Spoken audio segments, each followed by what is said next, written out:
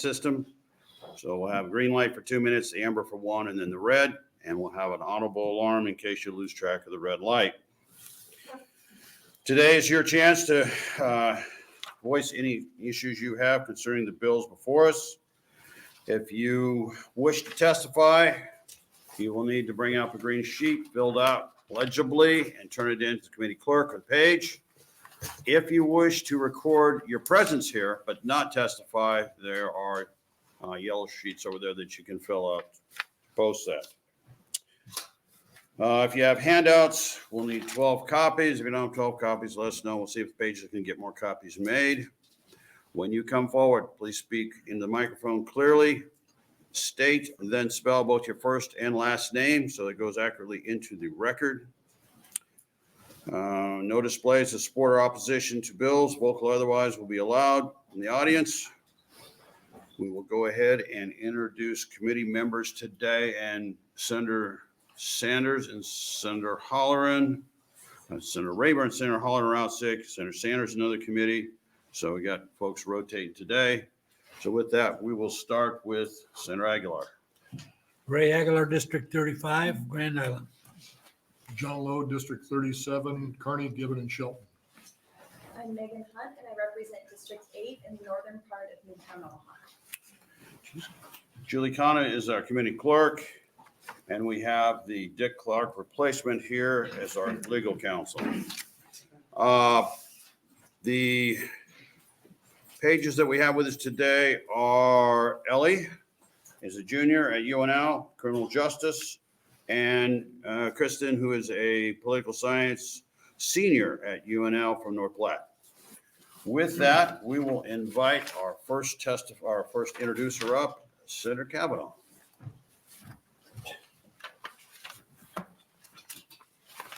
Welcome to the Government Committee. Good afternoon, Chairman Brewer and members of the Government Committee. And just for the record, I don't think Neil could ever replace Mr. Clark. My name is Senator John Cavanaugh, John Cavanaugh, and I represent the 9th Legislative District in Midtown Omaha.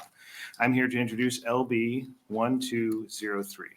LB 1203 proposes an amendment to the Nebraska Political Accountability Disclosure Act. Its purpose is clear: to regulate the use of artificial intelligence in media and political advertisements. In an era when technology evolves at breakneck speed, we must ensure that our citizens are well informed and protected. Why is this bill necessary? The answer lies in the increasing prevalence of materially deceptive media content that can sway opinions, distort facts, and mislead the public. As AI algorithms become more sophisticated, they can generate convincing audio, video, and written material that blurs the lines between reality and fabrication. Our duty as legislators is to safeguard the integrity of the information disseminated to Nebraskans. What does LB 1203 entail? This legislation mandates a conspicuous disclosure whenever AI is involved in creating media that could deceive the public. Whether it's a deep fake video, a manipulated image, or an AI-generated article, Nebraskans deserve transparency. By requiring clear labeling, we empower our citizens to make informed judgments about the content they encounter. As one example of the power of AI, the preceding summary of the bill was written by an AI prompt. But if we continue with the summary past this point, it contains a number of glaring inaccuracies about the legislative history and the status of LB 1203. So to be clear for the record, the rest of the introduction is my own words.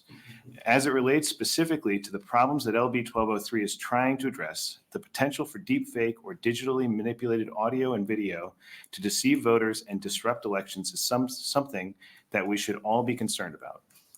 With this bill, I tried to take an approach that would regulate the use of AI to create deceptive media without infringing on First Amendment rights. I've received a great deal of feedback and questions about this bill.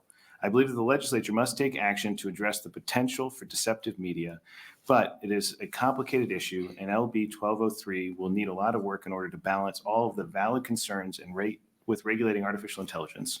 And I recognize that there just is not enough time left in this session to truly address all of these issues. And even if there was, the election itself will be well underway by the time a bill like this would become law. I also know that this is a problem that we need to address sooner rather than later. My hope is that this hearing will provide constructive feedback and ways to improve the bill so that next year the legislature will be able to consider a proposal that works for everyone while still addressing the primary goals of the bill. I'm also considering an interim study on the subject. I know that the AI is a subject that the committee and several senators in this body have expressed interest in. I also know that it's a complicated subject and I'm far from an expert. I want to thank the committee for your time and you're willing to answer any of your questions that you may have. All right, thank you, Senator Cavanaugh. Let's see if we have some questions for you. Any questions for Senator Cavanaugh on 1203? Senator Conrad? Thank you, Chair. Thank you, Chair Brewer. Thank you, Senator Cavanaugh. And just sorry, I was coming from another meeting, but you want us to essentially hold the bill. Well, I'd like Because to hear I'm what not everybody. going to get into the First Amendment with Yeah. you if that's what the ask is. Well, I'd be happy to have a Okay. robust conversation. I Okay. understand you guys have a busy day ahead of you, so Very I good. recognize other factors, but I would love to hear everybody's constructive criticisms of how we might approach this issue going forward so that we can appropriately address and take action. Very on good. this. And I know that you are equally knowledgeable and passionate about civil rights and civil liberties and free expression. So, but even amongst those of us who share the same values, sometimes we can have a different approach or perspective or remedy. But I want to make sure that we proceed carefully so that we don't infringe upon free expression rights. So, very good. I share Thank you. that concern. Yeah, thank you. All right, additional questions, Senator Lowe? Thanks, Senator Cavanaugh. And so is there freedom of AI? I guess I don't know what that question means. I mean, Yeah. with AI Yeah. controlling our speech now and what we do, is there freedom of AI? Yeah. Well, I mean, I think you have, as a person, you have freedom to use AI as a means to generate some sort of content if you want. I don't think the AI itself possesses any rights or freedoms, I guess, but an individual would have rights and freedoms to use it as they see fit. It's probably, I don't know. I guess that might be my interpretation, but I don't know. I respect your legal view. All right, additional questions for Senator Cavanaugh? All right, you'll stick around for close? I will. All right, thank you, Senator Cavanaugh. All right, we will start with proponents to LB 1203. Proponents.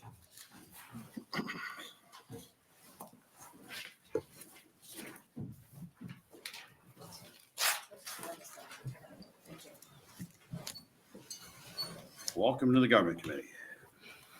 Hi, Chairman Brewer and members of the Government Committee. My name is Heidi Ewing. I'm here as Public Policy Director for Civic Nebraska, and I'm here to testify in support of Senator John Cavanaugh's LB 1203. Heidi, could we have you spell that so we? HEIDIUHING.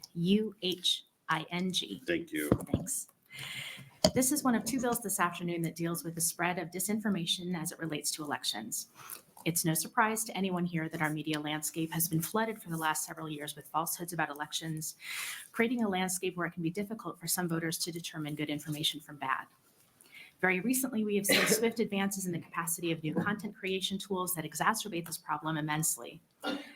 Media can now be created very simply and very cheaply that depicts a person's likeness or voice so accurately that one cannot distinguish whether or not it is real. It requires a recording only a few seconds long of a person's voice or image. This technology is readily used and available to anyone with an internet connection.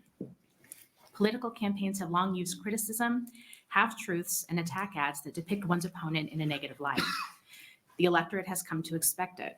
But what is different about this new technology and why the threat to our elections is so significant is that a candidate's campaign could easily make and share audio or video depicting their opponent saying or doing something quite damning that they simply did not say or do.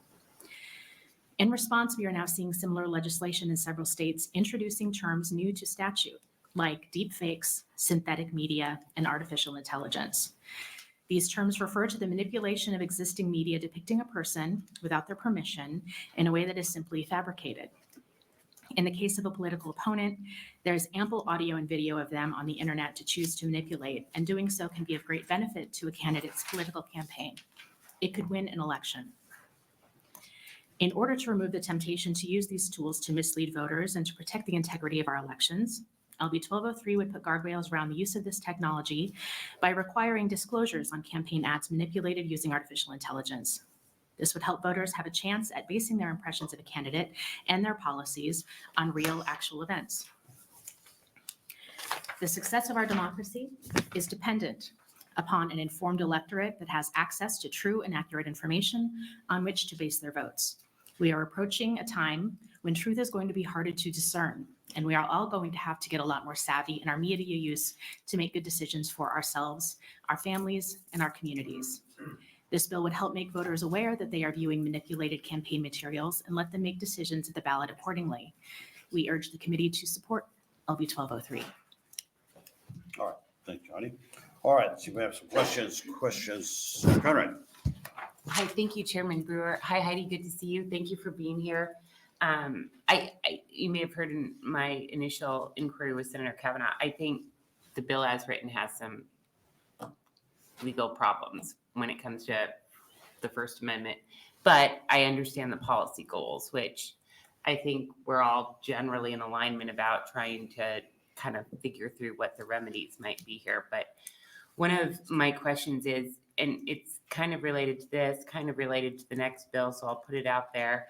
I know that we're not the only state looking at this. I know that there's also been complaints and perhaps even regulation or action happening on the federal level with the FEC.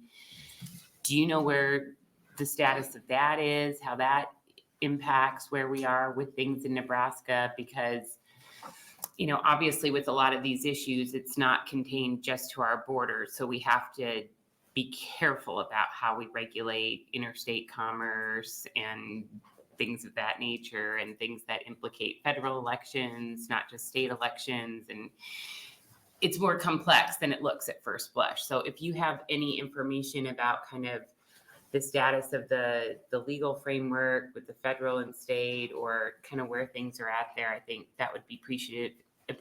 If you don't have it right now, we can just follow up after. Okay, I can tell you what I know. Okay, I agree great. that it's a mess. Yeah. So we agree on I think that. that's as good an answer as Yes, any. it's a big old mess. Yeah. And, you know, I think we're all dealing with different levels on this issue. Some of us are very new to this issue. The people who are most closely involved in artificial intelligence development even don't claim expertise on it themselves, because this is moving so quickly. It's such a large issue, and there are really implications across the board legally that we're just starting to try to comprehend. So we're at the cusp of this, and I think the reason for legislation among many states this session is with the acknowledgement that we're in an election year, Sure. and that by November 2024, we could be seeing some things that we might wish we had had some guardrails around ahead of time. So normally in legislation, we wait till we have some understanding of an issue and more expertise to be sure that we are all confident in the statute that we are putting in the books. In this case, I think some states and some bipartisan lawmakers have agreed that getting some early guardrails is beneficial, knowing that these things will be tweaked and that artificial intelligence is really going to be with us for a long time, and something that we'll be having to consider legislatively ongoing. From a federal perspective, I know there's been discussion from our administration trying to, and it's interesting that Senator Lowe stated your question about, I'm not sure how you said it, AI rights. Are there free speech for, is there free speech for AI? The federal government's been working on a document called the AI Bill of Rights. And they have had similar problems in trying to put guardrails that everyone can agree on. But it is addressing things like watermarks of these files. And, you know, there's a lot of new language to be learned here. I think they're talking watermarks, not in the traditional sense that you and I think about them, but in the metadata of these files, that they could be identified by social media tools to be able to require disclosure when they are posted on social media accounts. So disclosure is a popular way that I think states are trying to address artificial intelligence from a variety of perspectives. And there's, you know, speculation about whether that's the right way to address it or not. And then there are also the businesses themselves, the social media and the media conglomerates that are coming together and trying to put parameters on this to self-regulate. People will have differing opinions about whether we should really give the responsibility to the industry to self-regulate on this, given how they've done so far. But there are big international conversations happening about this. I think just last week there was news from Germany about a big conglomerate of folks who were trying to put some parameters around this too. So this is an emerging issue. There's a lot going on in these discussions. Yeah. No, that's very helpful, and thanks for that good overview. And I'm sure as these developments play out, we'll continue to monitor them and kind of bake them into our consideration of these different issues. But because of the fast-moving nature of this technology and the complexity of these issues, while I understand the policy goals, I'm worried about efforts to chill technology or to chill speech through rushing forward with vague terms or not thinking through, even when it's hard, perhaps when it's hardest. Political speech deserves the highest protection in our democracy. And so we have to proceed very, very carefully with any sort of restrictions therein. I think the better remedy is more speech, to call out speech that we find offensive or misleading. That's beyond the scope of this bill or the next one. But those are some of the issues that I'm really wrestling with as I'm looking at both of these bills, while understanding and appreciating the sincerity of the policy goal.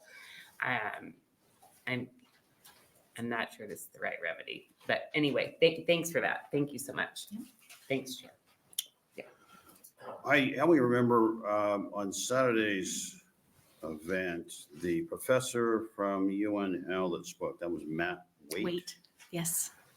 And I'm trying to remember his opening. He spoke about how he would write up his program instruction, again, dealing with AI, and that literally over the weekend, things would change where he would have to rethink that program that he'd written up because it was Right. And that this is an dynamic. academic on the cusp of these issues. Anyway, that was very informative. All right, any other questions? Yes, Senator Lowe. Thank you, and thank you, Heidi, for being here. I just started thinking that as we move forward with AI and as it progresses, that one day the testifiers will be AI asking AI senators. And Let's Senator hope not. Erdman just had an LR before executive board to change us Right. to every other year unicameral. And we could accomplish everything within 3 seconds for the next That's 50 right. years. I don't know how your constituents would feel about that. Yeah, well, they'll all They'll be be AI. too. Oh, they're all AI. Okay. All right. They're just gonna I'm get getting rid of the there. humans. They're Okay. just gonna get rid of the humans, and they're just gonna be a big massive computer somewhere. How? It's a black hole once you dive into it. It really is. It's a scary thought. It really is. And I think you folks are going to be talking about this in future sessions quite a bit as it unfolds. And there will be things that we can't predict today that we'll have to be wrestling with. All right, any additional questions, Friday? All right, thank you for Thanks. your testimony. All right, next proponent on LB 1203. Welcome to the Government Committee. Thank you, Chairman Brewer. Good afternoon, members of the Government Committee. My name is Jim Timm, Jimtimm. I'm the President and Executive Director of the Nebraska Broadcasters Association, also known as the NBA. We represent the interests of our state's radio and television stations that have an FCC license to serve their respective communities. The NBA is grateful to Senator Cavanaugh for introducing LB 1203 to address how this growing prevalence of AI could impact political advertising in particular. It's critical that some kind of law with guidelines or guardrails is enacted to ensure responsible AI use in this particular practice. However, in several states across the country, the broadcasting community has seen a concerning trend of overly broad AI legislation that fails to accurately define who's responsible and liable for AI-generated content in political advertising. To be clear, it's the advertiser and not the broadcaster who is responsible. The broadcaster is merely fulfilling their contractual responsibilities when they air a message that's provided by the advertiser. Known as the no censorship rule, federal law dictates that broadcast stations are prohibited from censoring or rejecting political ads that are paid for and sponsored by legally qualified candidates, and as such, protect stations from liability for airing them. Federal law also requires stations to air ads from federal candidates and states that stations cannot turn away any federal candidate based solely on the content of their ad. Once again, federal law protects stations from liability for airing such ads. So with the addition of the following critical, simple proposed amendment, the NBA would support LB 1203. The responsibility for including the disclosures required hereunder in qualifying advertisements and communications, as well as the liability for any failure to do so, shall rest solely with the advertiser and not with any broadcaster or other media platform or carrier disseminating the advertisement or communication. So on behalf of our member stations across the state, we respectfully ask you to consider this language as this moves forward on whatever track it may go from here. And thank you for your time. I'd be happy to answer any questions. All right, thank you, Jim. Let's see if we get questions. Question for Jim? All right, thank you for your testimony. Thank you. All right, next proponent to LB 1203, proponent. All right, we'll transition to opponents to LB 1203. Okay. Last call, opponents. Come on up. Hi, David.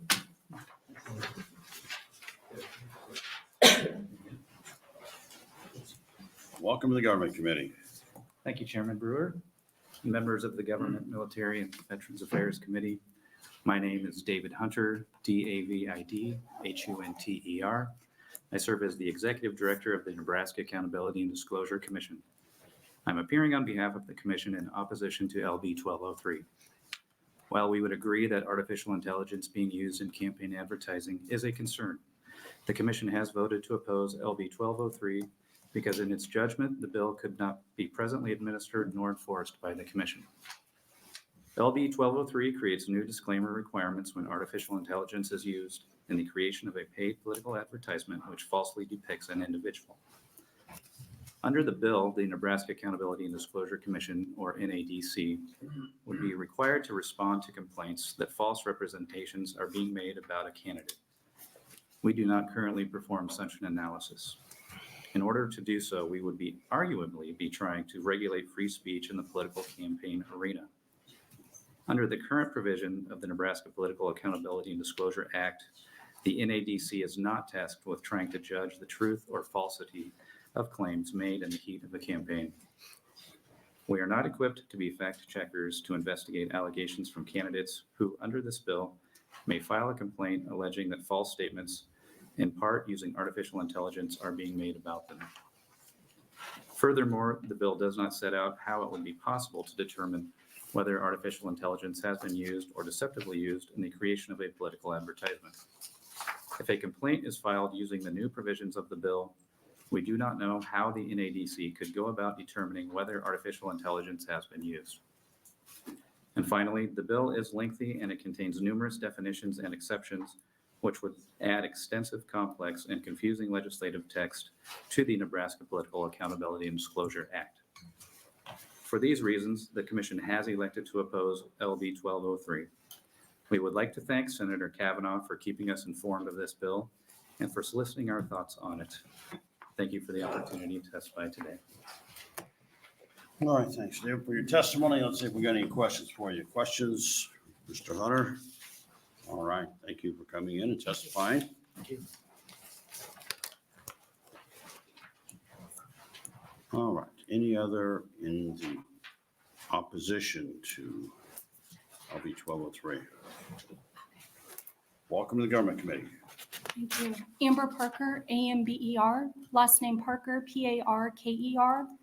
I'm just here to address concerns pertaining to A1. I think that one, we have to give a definitive definition. If it is too loose in terminology, you could have a situation of videos taken here at the state legislature by somebody or a copy and something being shown of something that a state senator has said and one going to post, and then pertaining if legislation goes forward to open doors of prosecution or charges upon the people. We are looking at that this is creating a foundation and level of Marxism along the lines of what we see in China, the Communist Chinese Party, where if the government wants people to be persuaded to a political candidate or something like that, well, excuse me, not political candidate, that's whoever's the leader is going to be the leader there in China. But in the United States, America, what sets us apart is it's supposed to be the people in charge of their elections, in charge of these processes. What we have going on is many people express their freedom and have found their voice through social media. And I find it greatly discouraging when we find like the Secretary of State already censoring from their office and documentation pertaining to political free speech thereof in the present. So therefore, these things need to be addressed on a public forum. I would encourage the Secretary of State to come forward, Deputy Secretary of State Wayne Bana, as well, to address the areas of the foreign interference of what we're talking about and how these steps can be set up as well to set somebody up to fall on a sword that perhaps they did not do, but they were being honest in their reporting. But because of the loose definition through A1 and the terminology, therefore, in this new discovered ground, just rushing to legislation, putting people as political prisoners in the state of Nebraska, or excuse me, facing criminal charges, opening door to persecution, and setting the stage like of January 6th. And regardless where someone stands, that's just a reality. And so we must be aware of these things. That's why I'm in opposition to this. I believe that it is something that's gravely concerning right now that we face in the state right now, already with the present actions of the Secretary of State, the Deputy Secretary of State at this time. Okay. Thank you for your testimony. Questions for Amber? All right, thank you for your testimony. Okay, any additional opponents?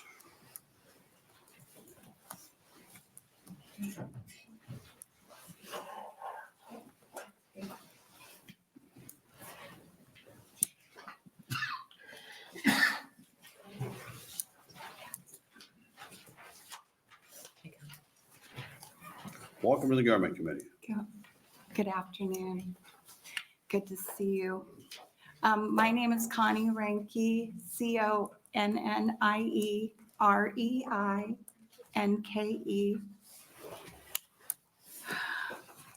All of these censorship issues are very concerning, and I wanted to mention that there was a case, April 2023, Judicial Watch filed 2 lawsuits against the U.S. Department of Justice and other federal agencies for communications between the agencies and Facebook and Twitter regarding the government's involvement in content moderation and censorship on social media platforms.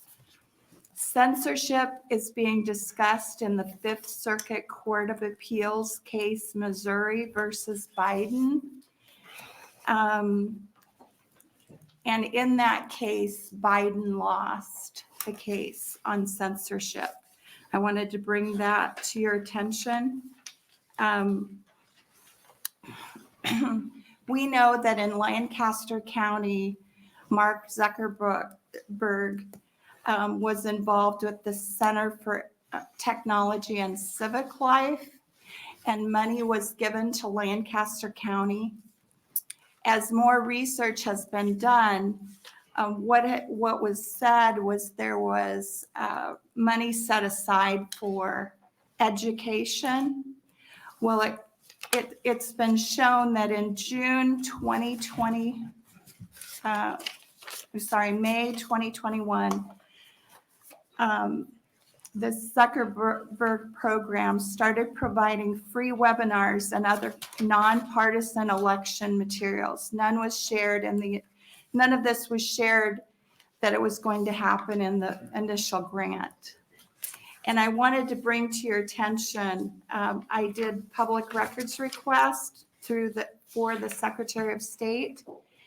And it seems that there's a dashboard set up for reporting any misinformation through the Secretary of State's office and Wayne Bennett. The subject line is phone call with Facebook crowd tangle. And it's directly speaking with Wayne Bennett, and they're setting up training so that he can report any voter misinformation. And so the whole censorship issue is very concerning, though I understand that the AI is a concerning subject. So I wanted to bring that to your attention. And I have the actual emails here. I received 45 emails that were made between the Secretary of State's office and Wayne and Janelle Watson of Facebook.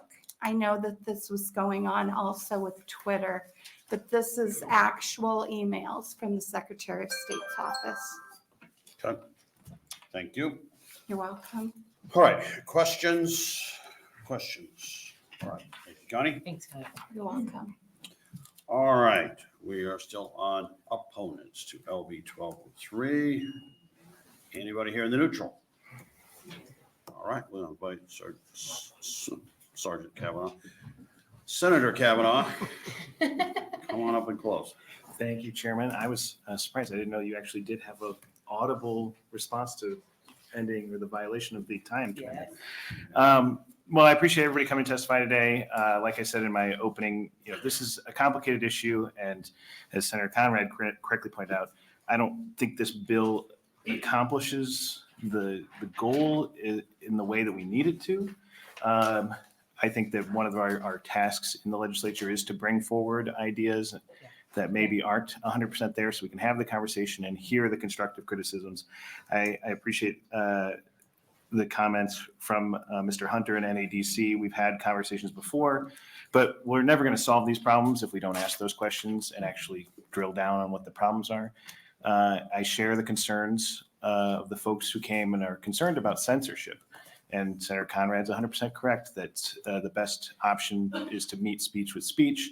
My intention here was, of course, not to ban any type of speech and was, of course, to protect anybody's right to say what they want in the venue they want to say it, but to balance that with the public's right to know whether or not something is materially false in making their determination of how it's presented. It's been said that political speech is the most highly protected, and people do have a right to basically tell half-truths, mistruths, or mislead. But we're getting into a new space where you can do it, you can make someone else, make your opponent say the lies come out of their mouth. And so that's what my interest in this is trying to figure out that space where we're giving the public the tools to make their determinations and making sure that they have that opportunity to judge for themselves. But again, the definition's very difficult. As Mr. Hunter said, I think you'll probably hear on the subsequent hearings today more conversation about how difficult it is to put our finger on this quickly evolving space. But we're never going to be able to solve this if we don't start. And that's where we're at with this bill. So I appreciate the comments of everybody else. I'll continue talking with folks who have testified here today, with Mr. Hunter, with others.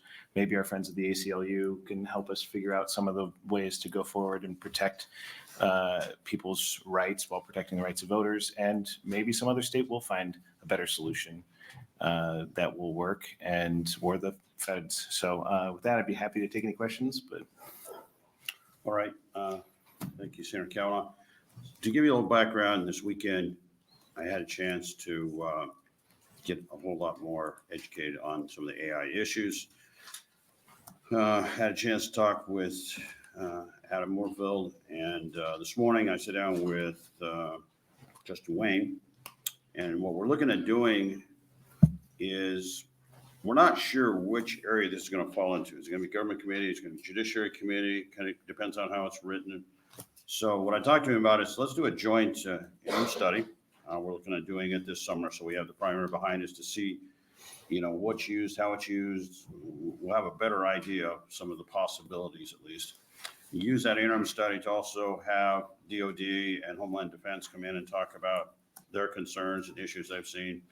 And then use that kind of as the foundation to start building a bill around that. Is that something?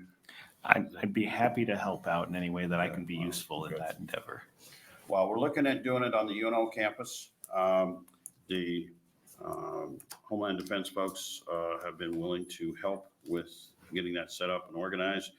But I think it will give us a chance to better understand AI from a lot of different perspectives. So that way we get tracking in a way that gives us a good product. But anyway, that's situational awareness is all that is. We would love to host you in District 9 on your next campus. Thank you. I kind of feel like I pushed myself on you, but that's good that you accepted it. Okay, questions for Senator Cavanaugh? All right, we need to read in your letters. 11 proponents, 12 opponents, and 0 in the neutral. And we'll go ahead and reset to LB 1382 and Senator Hansen.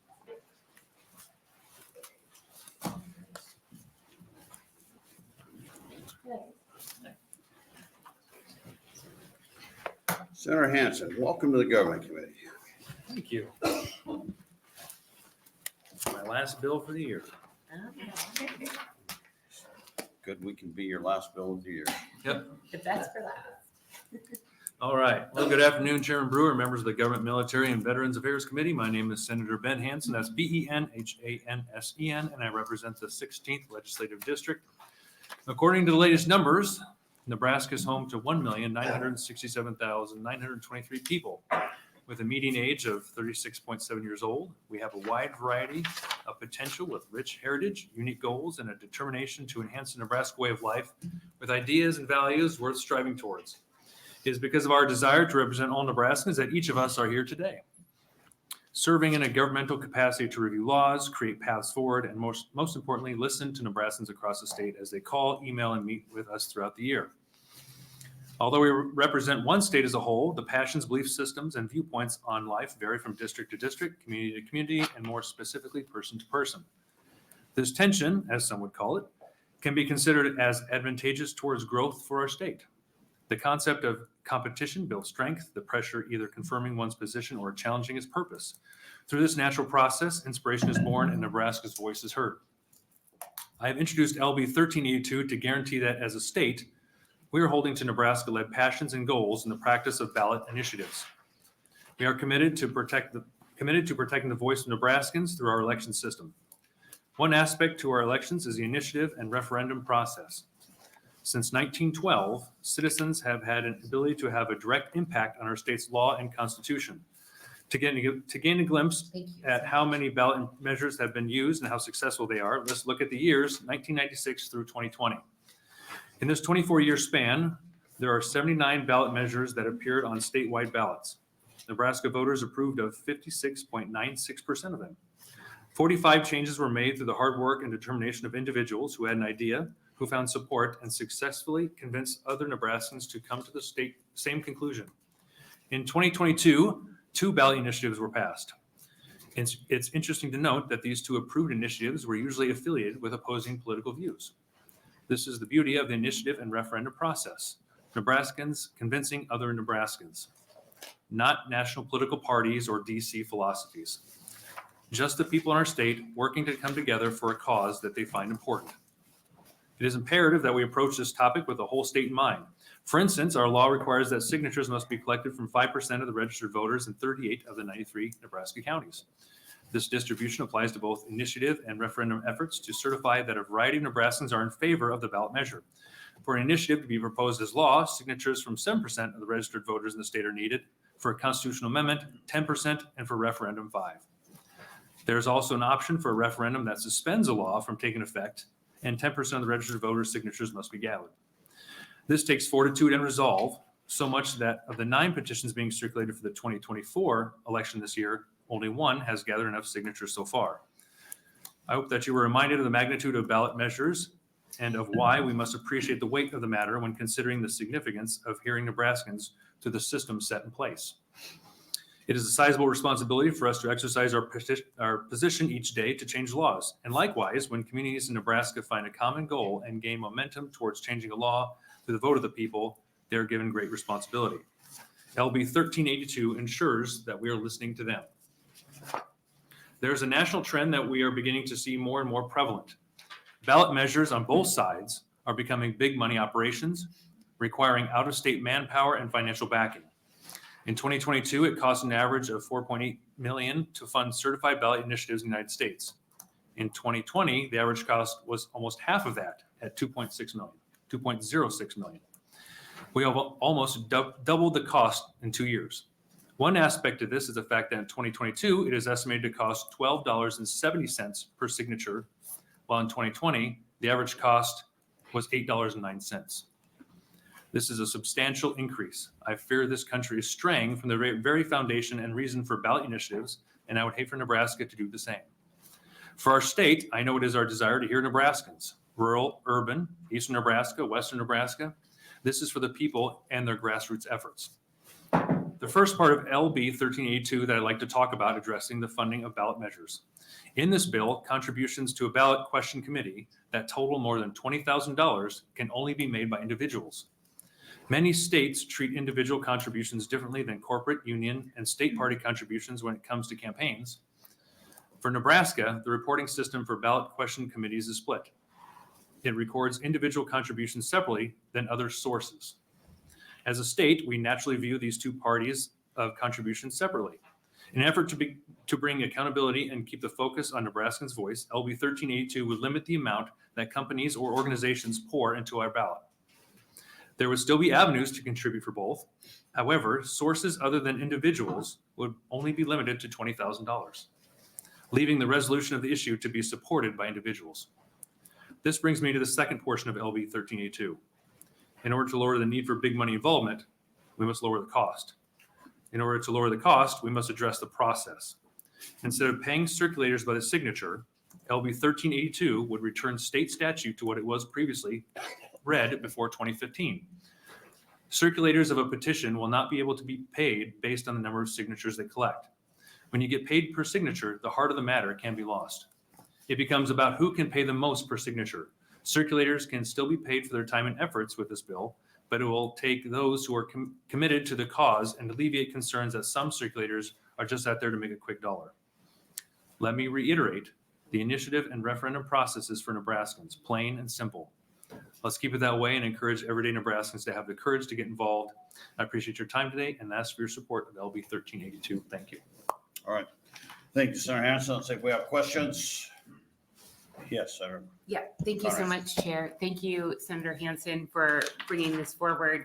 And I know it's a late hearing and a short session, so that's always maybe one indicator about where we might be with the measure, but not the only. And when something's in the hopper, you never know where it might end up in the course of a legislative session. So are you going to be asking the committee to exec and move forward on this bill this year, or is this more to start a conversation? Because I think that might change some of the questions that I have for the record today. That's a good question. Okay, you want to think about it? I'm assuming, Okay. because of the factors that you laid out, that it's probably not going to go anywhere this year. Yeah, fair. What did Senator Cavanaugh just say?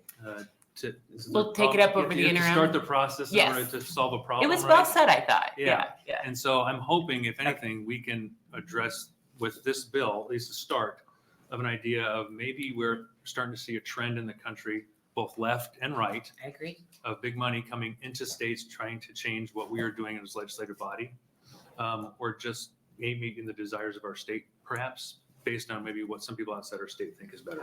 Yeah, I don't disagree with that. And I appreciate you bringing forward those perspectives. I do think as written, it probably has some legal issues and infringements upon free expression and free speech. But I appreciate what you're saying there. And maybe the best way to do it is to put our heads together over the interim on some of these bigger issues. But thank you so much. I think it's perfect, and it'll pass every muster in the court, no matter what anybody says behind me. Well said. Well, if passed, it has a presumption of constitutionality. So I like it. Okay. Thanks, Senator. Yep. Coming from your deep legal knowledge. Yes. I just graduated from law school. You last traded week a or Holiday something. Inn. Yeah, that's it. Yeah. Okay, additional questions for Senator Hansen. All right, you stick around close? Yes, All righty, thank you. thank you. Okay, we will start for proponents to LB 1382. Come on up. Careful. I know.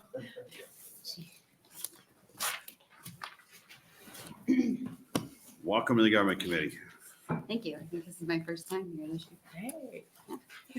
Thank you, Chairman Brewer and members of the committee. My name is Ansley Fellers, ANSLEYFELLERS, and I'm here testifying on behalf of the Nebraska Grocery Industry Association in support of LB 1382. Thanks to Senator Hansen for bringing this bill.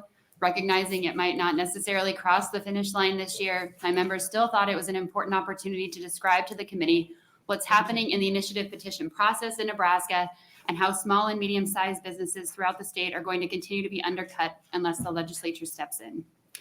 First, I wanted to mention I've handed to the committee a chart from the Nebraska Accountability and Disclosure Commission. This is a list of ballot committee contributors between 2021 and 2023 with Washington, D.C. zip codes. Please note, I deleted individual names. I tried to redact them. That didn't work.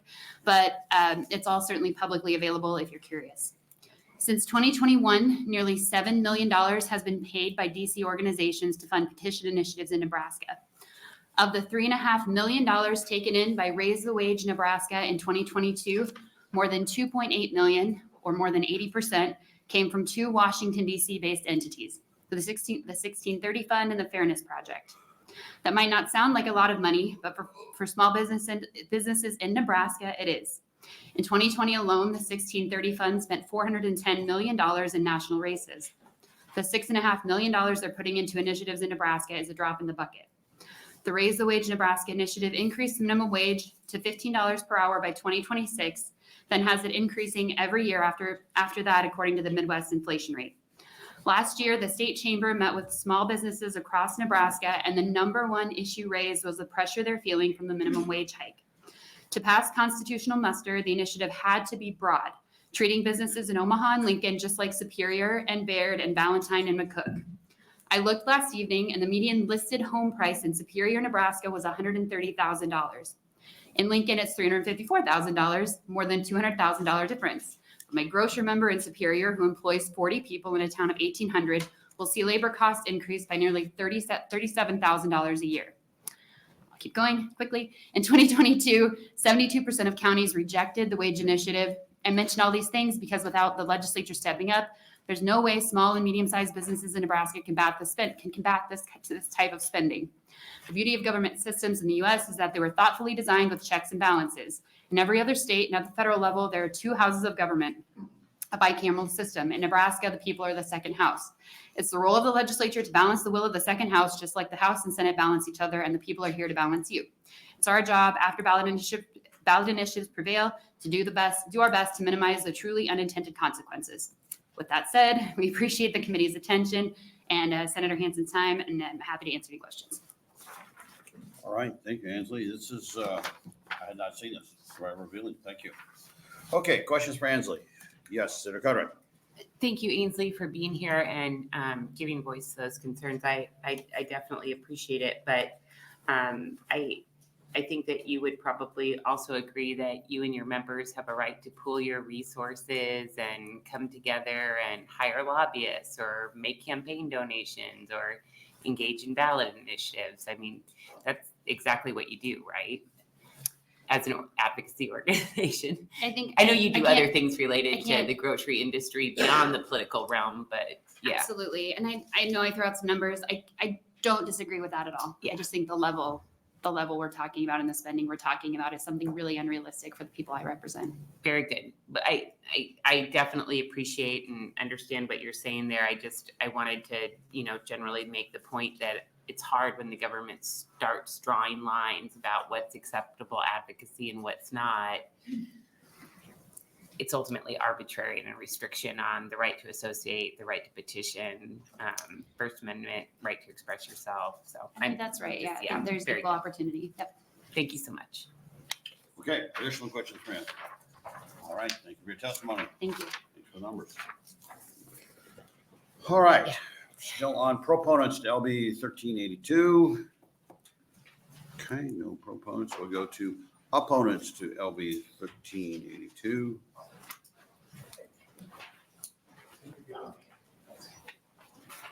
Sorry to jump off. in front of Well, everybody, but I think welcome to the that's government okay. committee. Thank you. Good afternoon, members of the committee.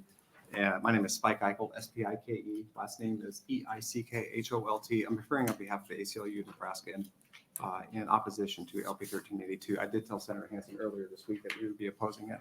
You've got a copy of my written testimony, so I'm just going to generally summarize it because Senator Hansen has indicated this is something that he's likely going to ask the community to work on in the interim. Bill does basically two things. It does limit the payment of circulators for petitions, and it does limit sort of the contributions that can be made to a ballot committee that may support or oppose a petition. Both of these suggestions are highly constitutionally suspect. With respect to limiting the payment of circulators, in 1988, the U.S. Supreme Court in Meyer versus Grant held that a state law that prohibited the payment of petitions circulated violated the First Amendment. That was a Colorado case. There has been some approval among the different federal circuits regarding state regulating some payment of circulators.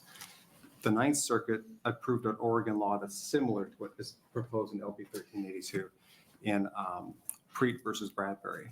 However, the Sixth Circuit Court of Appeals in 2008 invalidated a similar Ohio law and held basically that any regulation the state wants to make, the only regulation that can stick to petition circulators is to make sure that they're paid minimum wage. Anything else as far as limiting the number of signatures they get, hours worked, where they're from, is invalid. There's an Eighth Circuit case that I mentioned, and we are in the Eighth Circuit, and that was a recent case from South Dakota. South Dakota had a law that required the state to collect personal information among the people who are going to be doing the petition circulation. And they wanted to sort of know where they're from, if they're from South Dakota, where they're from. The Eighth Circuit struck that down in 2022, and I cite that case. If you read the opinion, it's pretty strongly worded, it's pretty direct, and in my opinion, it's going to be something similar to the Sixth Circuit, where it would be very critical of this proposal in LB 1382. With respect to limiting contributions to a ballot committee, for right or wrong reasons, money is speech. You have the right to invest in speech that you believe in. You have the right to pool your resources with other people who believe similarly, and you have the right to support or oppose political concepts that you have. It's core political speech. And if the committee is going to consider something like that, we would suggest you look closely at it, and I'll answer any questions that you have. All right, thank you, Spike. Let's see what questions. Will this be the last time you present today? No, I'll be back. You'll be back. I'm sorry to say that. I will be back. Save my comments for later then, in case you go south on me. All right, thanks for your testimony. Okay, next opponent. Hello.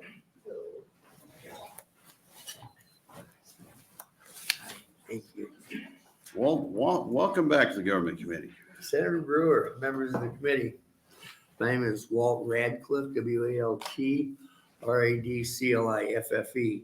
And although I am a registered lobbyist for a number of clients, I'm appearing not on behalf of any of them, but just as a, I guess, a real that's pro bono, which is Latin for stupid, as we all know. I must have trouble saying it. And we do have some clients who have used paid circulators, and I'll make that very clear. Interestingly, I'm probably one of the few, if not the only person who have been charged and prosecuted with paying circulators under an old Nebraska law.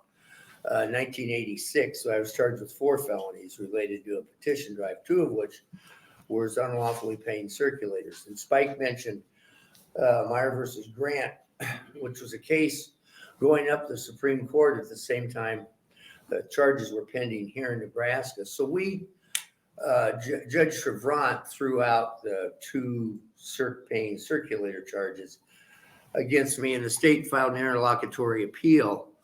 And that went up to the Nebraska Supreme Court at the same time Meyer versus Grant was going through the U.S. Supreme Court.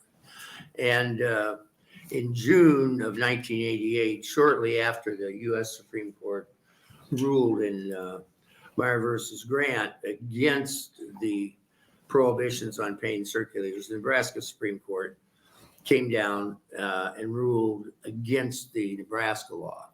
And Radcliffe, State versus Radcliffe, that's 228 Nebraska, 868. And I think that LB 1382 clearly would fall within that constitutional prohibition.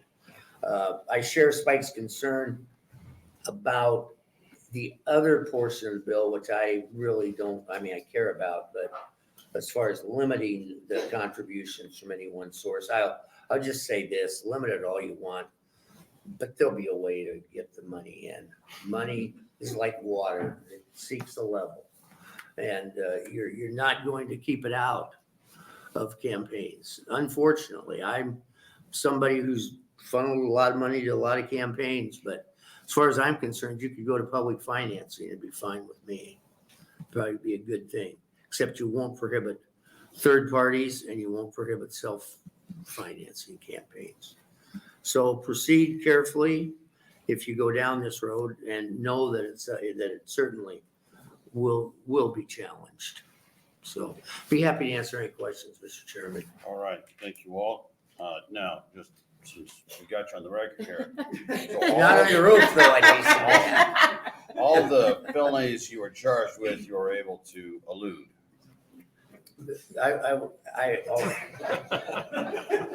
The two remaining charges, I stood trial in Lancaster County, bench trial for 5 days and was ultimately acquitted at the bench trial, yes. Did you have a good attorney?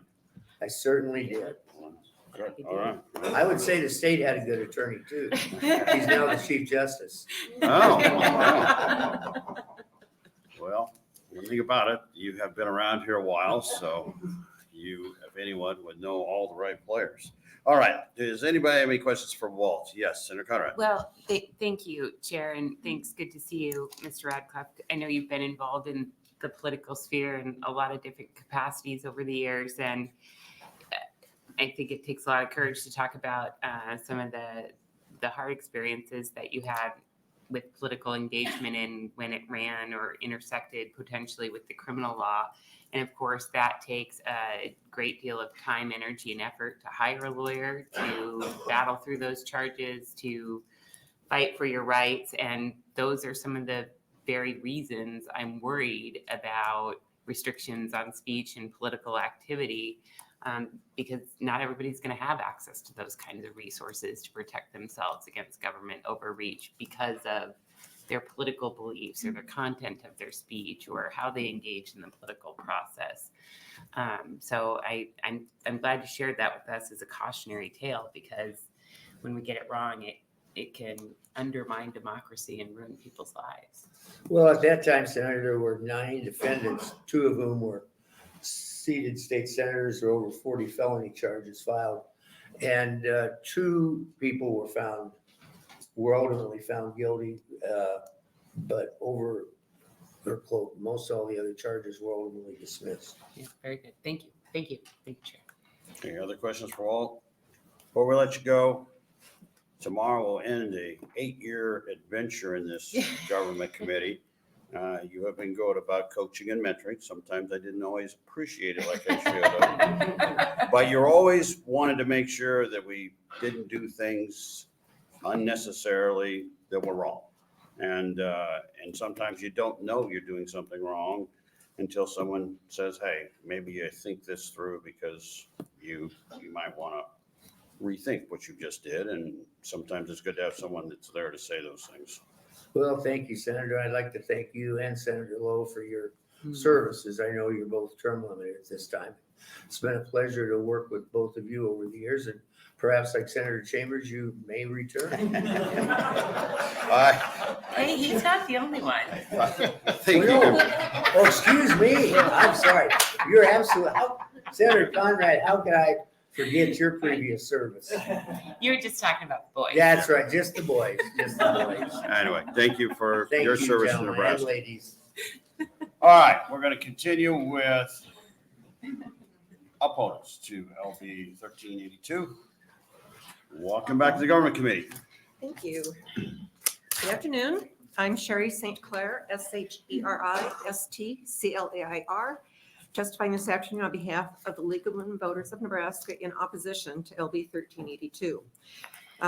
Protecting the ability of citizens to engage their government via the petition process is an important part of the League's advocacy to ensure voters are able to engage in direct democracy via ballot initiatives, which is a process that's recently been under threat in several states. As a result, state leagues have challenged legislation that pays restrictions on ballot initiative processes. In January, a federal district court in South Dakota struck down a law that imposed state residency requirements for petition circulators, and this is the one that Spike had mentioned earlier. In Legal and Voters versus Michigan, of Michigan versus the Secretary of State, the Michigan Court of Appeals found that a set of restrictions enacted by the legislature on the ballot initiative process, including new requirements on paid signature gatherers, was unconstitutional. And this week, a county circuit court in Arkansas will hear oral arguments in a lawsuit brought by the state league and a Republican state senator asserting that new restrictions on the ballot initiative petitions enacted by the legislature violate the state's constitution. So the league in Nebraska believes that impeding compensation for signatures gathered for initiative, referendum, or recall petitions could interfere with the citizens' right of direct legislation through this process. We're concerned that LB 1382 would promote inequity by driving up the costs in a manner that favors wealthy interests. We haven't seen any compelling evidence of significant fraud resulting from a pay-per-signature payment system. Nebraska has laws and procedures in place to govern this process. Our ban on the per-signature payment method was imposed in 2008, and in 2015, it was removed. It's unclear why prohibition is proposed at this time. Of 26 states that provide for an initiative or referendum process, 17 allow campaigns to make payments based on the number of signatures collected. The league has always supported limits on election spending to protect the democratic process and limit election influence. In spite of multiple attempts to limit campaign contributions in Nebraska, none have been enacted. It seems unfair to limit contributions for ballot initiatives when such limits don't exist for contributions to those running for public office. So for these reasons, we don't feel that LB 1382 should advance from this committee. All right, thank you, Sherry. See if we have questions. Thank you. Lots of words, sorry. Questions for Sherry, questions? All right, thank you for your testimony. Thank you, sirs.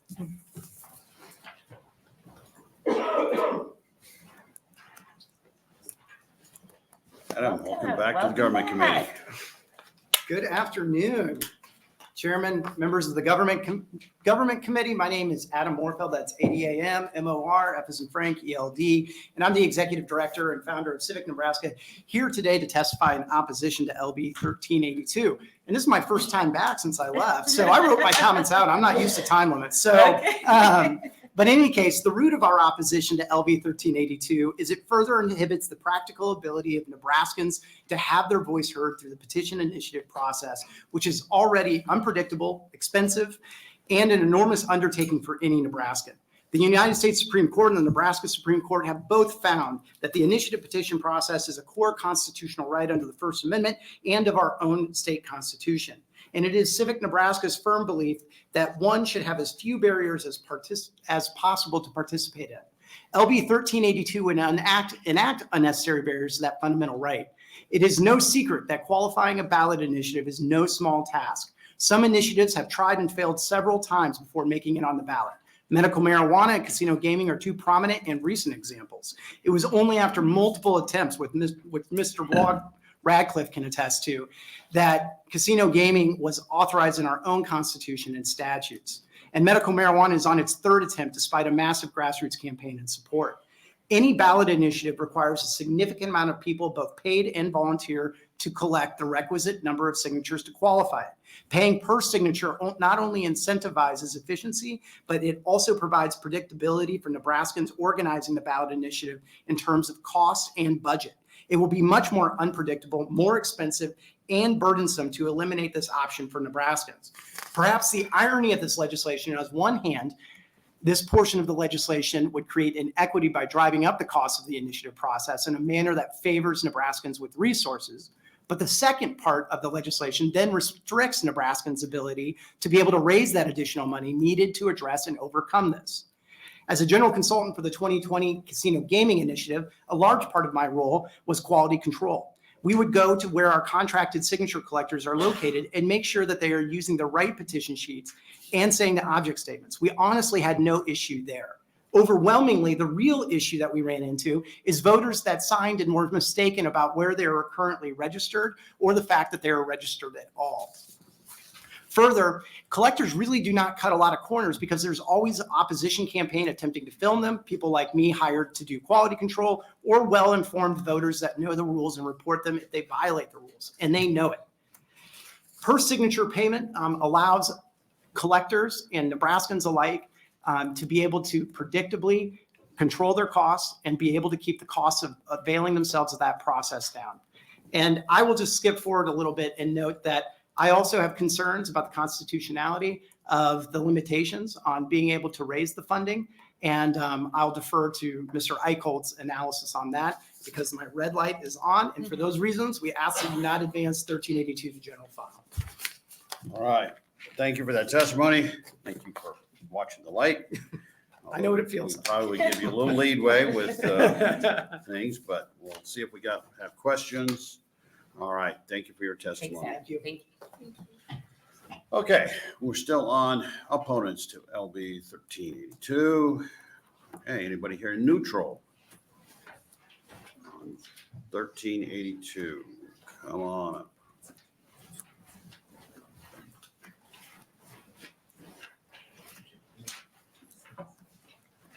Welcome to the Government Committee. Good afternoon, and thank you to Chairman Brewer and the committee. My name is Kyle Langvard. I'm an assistant professor at the University of Nebraska College of Law. I'm here to testify in a neutral capacity. The views I'm sharing are my own position and... Can we have you spell that so we get it right? Oh, yes. KYLELANGVARDT. People struggle with it. The views I'm sharing are my own position, do not represent the University of Nebraska system or UNL. I'm here to talk about the First Amendment issues. That's my primary field of research expertise. First, on pay per signature. I expect litigation on this, and I think the litigation could really go either way. Other states that have made these laws have had mixed results. The main question that courts ask is whether there is a severe burden on petition circulation. The extent of the burden matters because the Supreme Court has held that circulating petitions is a core form of First Amendment speech. If there's a severe burden, then the law probably gets knocked down. If the burden isn't severe, it probably gets upheld. And so there's one Eighth Circuit opinion on this from 2001 that actually upheld a North Dakota pay per signature ban. I wouldn't assume, based on this decision, that this law would be upheld. And the reason for that is that the parties challenging the law in North Dakota didn't put up a very good fight. They didn't put on any evidence at all that the North Dakota law would put a severe burden on signature gathering. But if LB 1382 goes into effect and there's a challenge and the challengers put on high quality expert testimony, things could easily go the other way.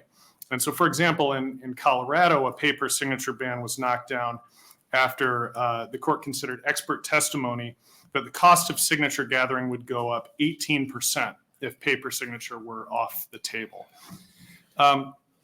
Second, on the $20,000 cap on contributions, I am confident that this would be invalidated in court.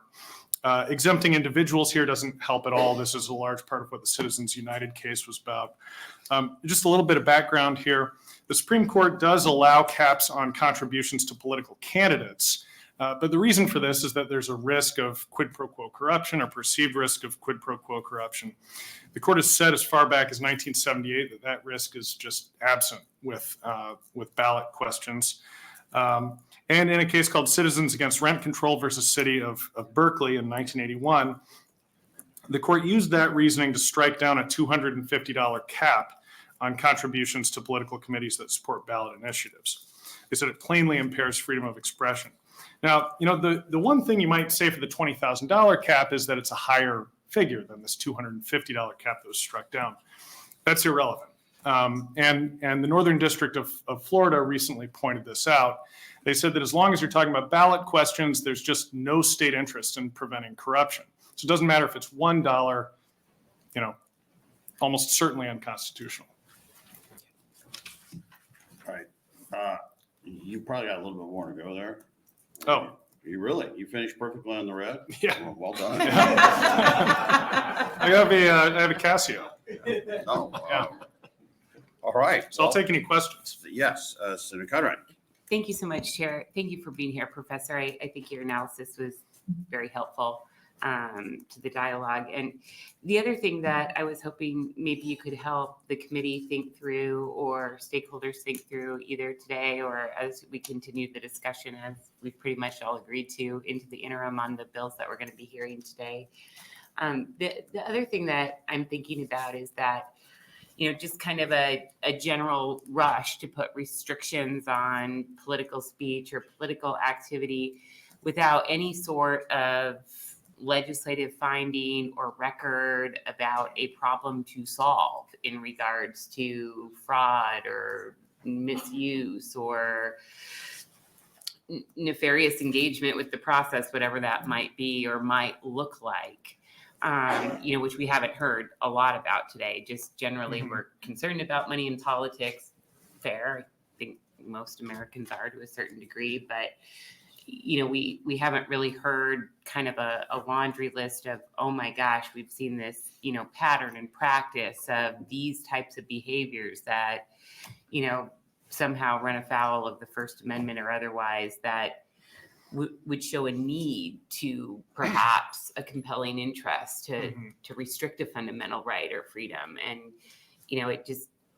it does, I'm not hearing a lot of that today. And I haven't read a lot about that, in news stories in Nebraska in recent years. We don't have a lot of voter fraud. I mean, yes, the petition process is kind of the Wild West and there's always some mistakes made on behalf of the voters or on the petitioners, but I think the Nebraska Supreme Court's been really clear in their case law that, we need to give a liberal reading to the powers of initiative and recall and referendum that belong to the people before we start to curtail it. So that's a lot of different First Amendment concepts kind of tossed into a quick question, but if you'd like to respond to any of that. I mean, would you like me to comment on 1203 Sure. at all? Or? Yeah. Okay.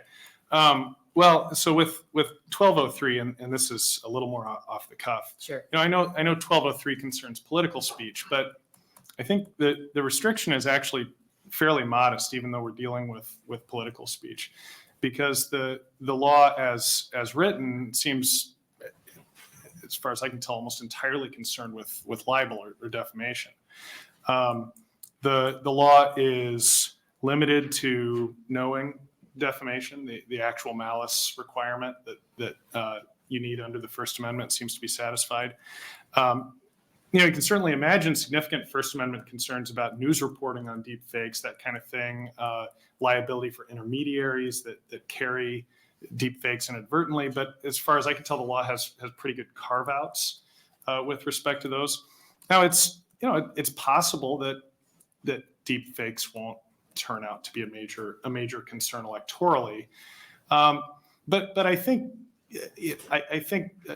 a degree of precaution seems sensible in that area, and particularly if you take into account just how narrowly drawn the law is. I don't anticipate. I anticipate First Amendment litigation, but if I had to bet, I think that law would be upheld, even as written.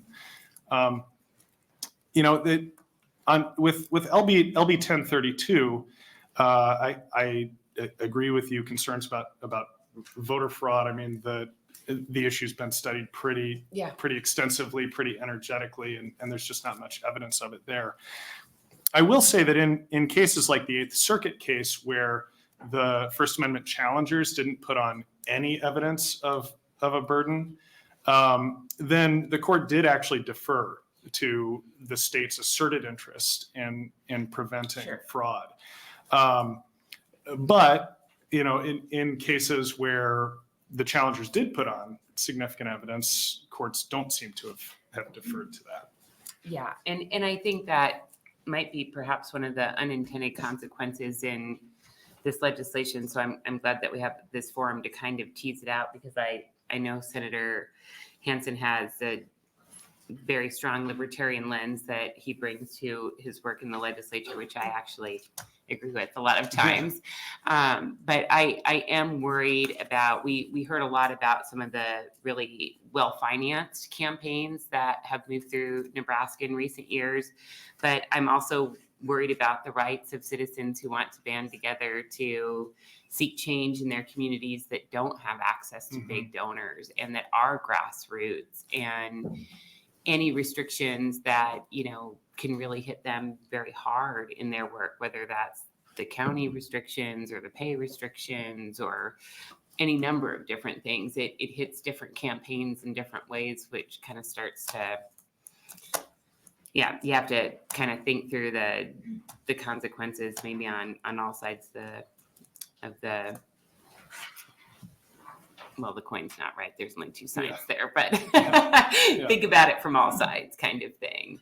In terms of how that hits. And I also just wonder, knowing a bit how these campaigns work, if, say, for example, you were to have some sort of a limitation on pay per signature, then you just shift it to amount of signatures per hour, or, you know, there's a host of different ways to accomplish the same kind of cat and mouse around these restrictions. So.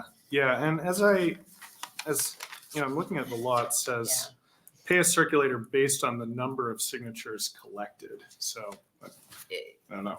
Yeah, it remains to be seen. The scope is a little unclear. Right. Or if you, it could probably be structured a lot of different ways there, or bonuses outside of per signature that accomplishes it. Anyway. All right. Very good. Thanks for your perspective. Thanks. All right. Additional questions for now? All right. Again, thank you for your testimony. It was very enlightening. Okay. We're still looking at opponents to 1382. Neutral. Oh, neutral. That was neutral. We're still on neutral. No more neutral?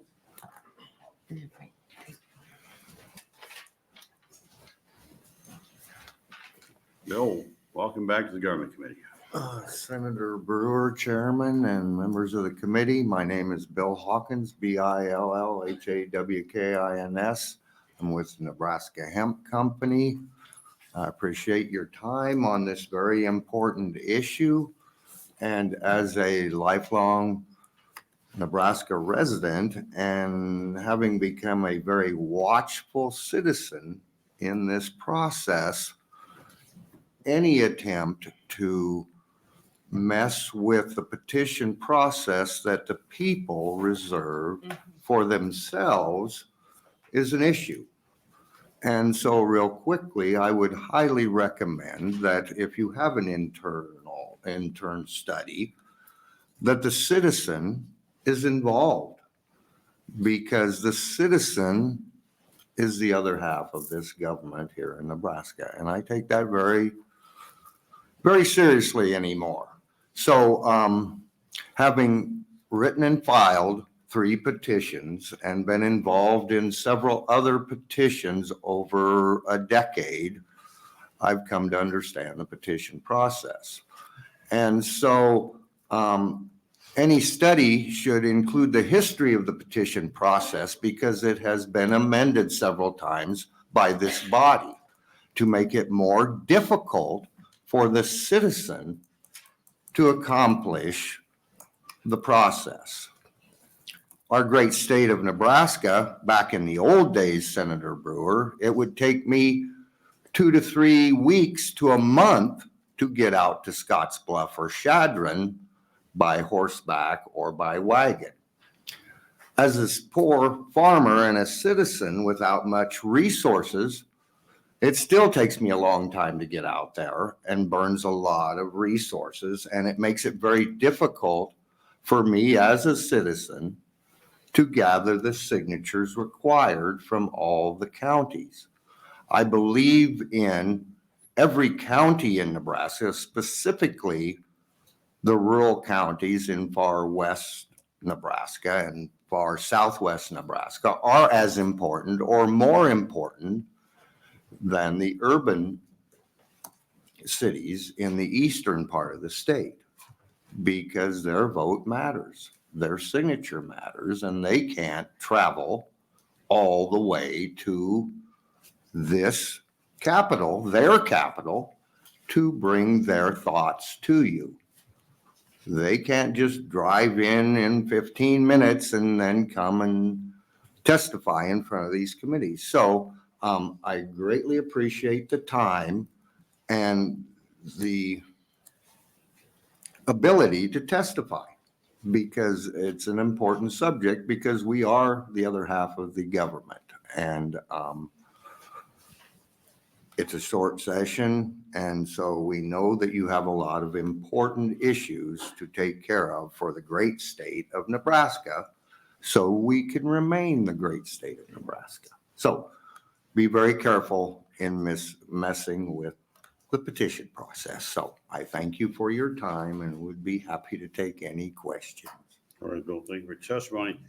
So you said you've been part of 3 ballot initiatives. Yes.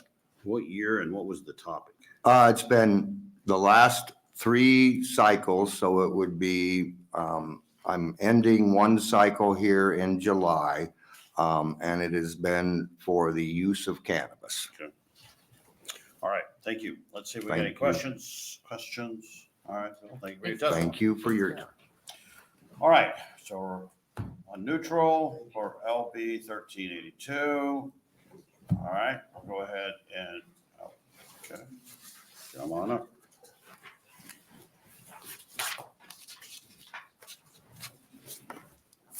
Welcome to the Government Committee. Thank you so much. Connie Reinke, CONNIE REINKE. Senator Hansen, I appreciate your work on these election issues. There is so much that needs to be done in this area, and we've brought forward over the last 3 years issues that have been happening across Nebraska. And I just want to address, if you are doing some type of interim study, we talked about this a couple years ago, that there was going to be an election study done. And I would hope that that would be done as a priority over any other election bill.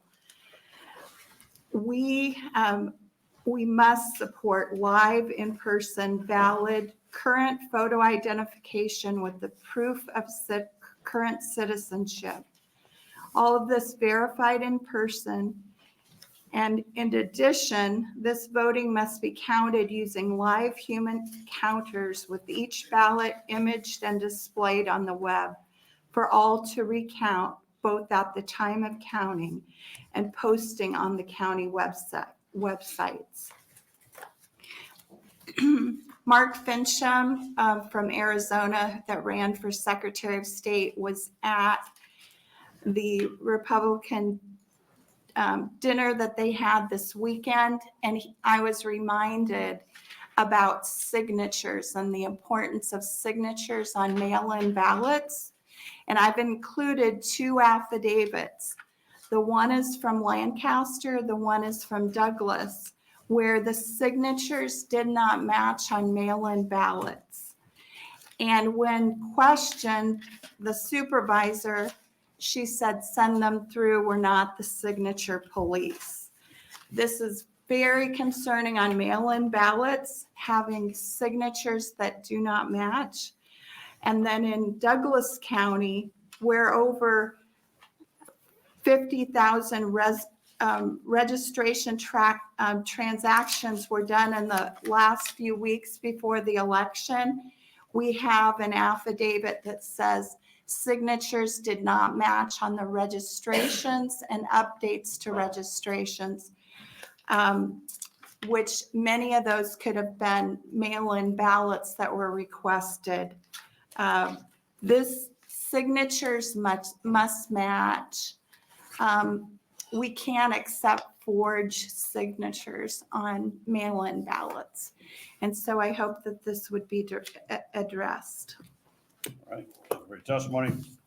Questions? All right, for your testimony.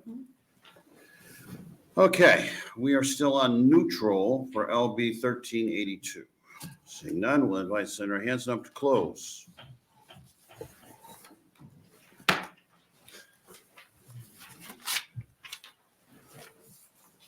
Anytime I can get Senator Moorfield and Walt Radcliffe to come out against my bill, man, never had that happen before. Glad to bring him out of retirement. It sounds like, even hearing from the people who are for or against this bill, it sounds like they either agreed or they acknowledge that there seems to be a growing problem in the country and in the state of Nebraska about the amount of money that's being poured into ballot initiatives. And I know we're arguing the constitutionality of what I'm trying to accomplish here, but I think the underlying problem is it seems like that's something that we all kind of touched on here, all the testifiers against and for this bill. Now it's just a matter of how do we go about doing that. And that's what I'm trying to hope to start with this bill. And then we are looking at doing an interim study about this very same topic and maybe finding some ways that might be more, agreeable when it comes to the Constitution, if some people are concerned about that. I know one of the biggest things, and Spike mentioned this, is about limiting the amount of money that are paid to circulators. This bill necessarily doesn't limit the amount of money that's being paid to them. It's just how they do it.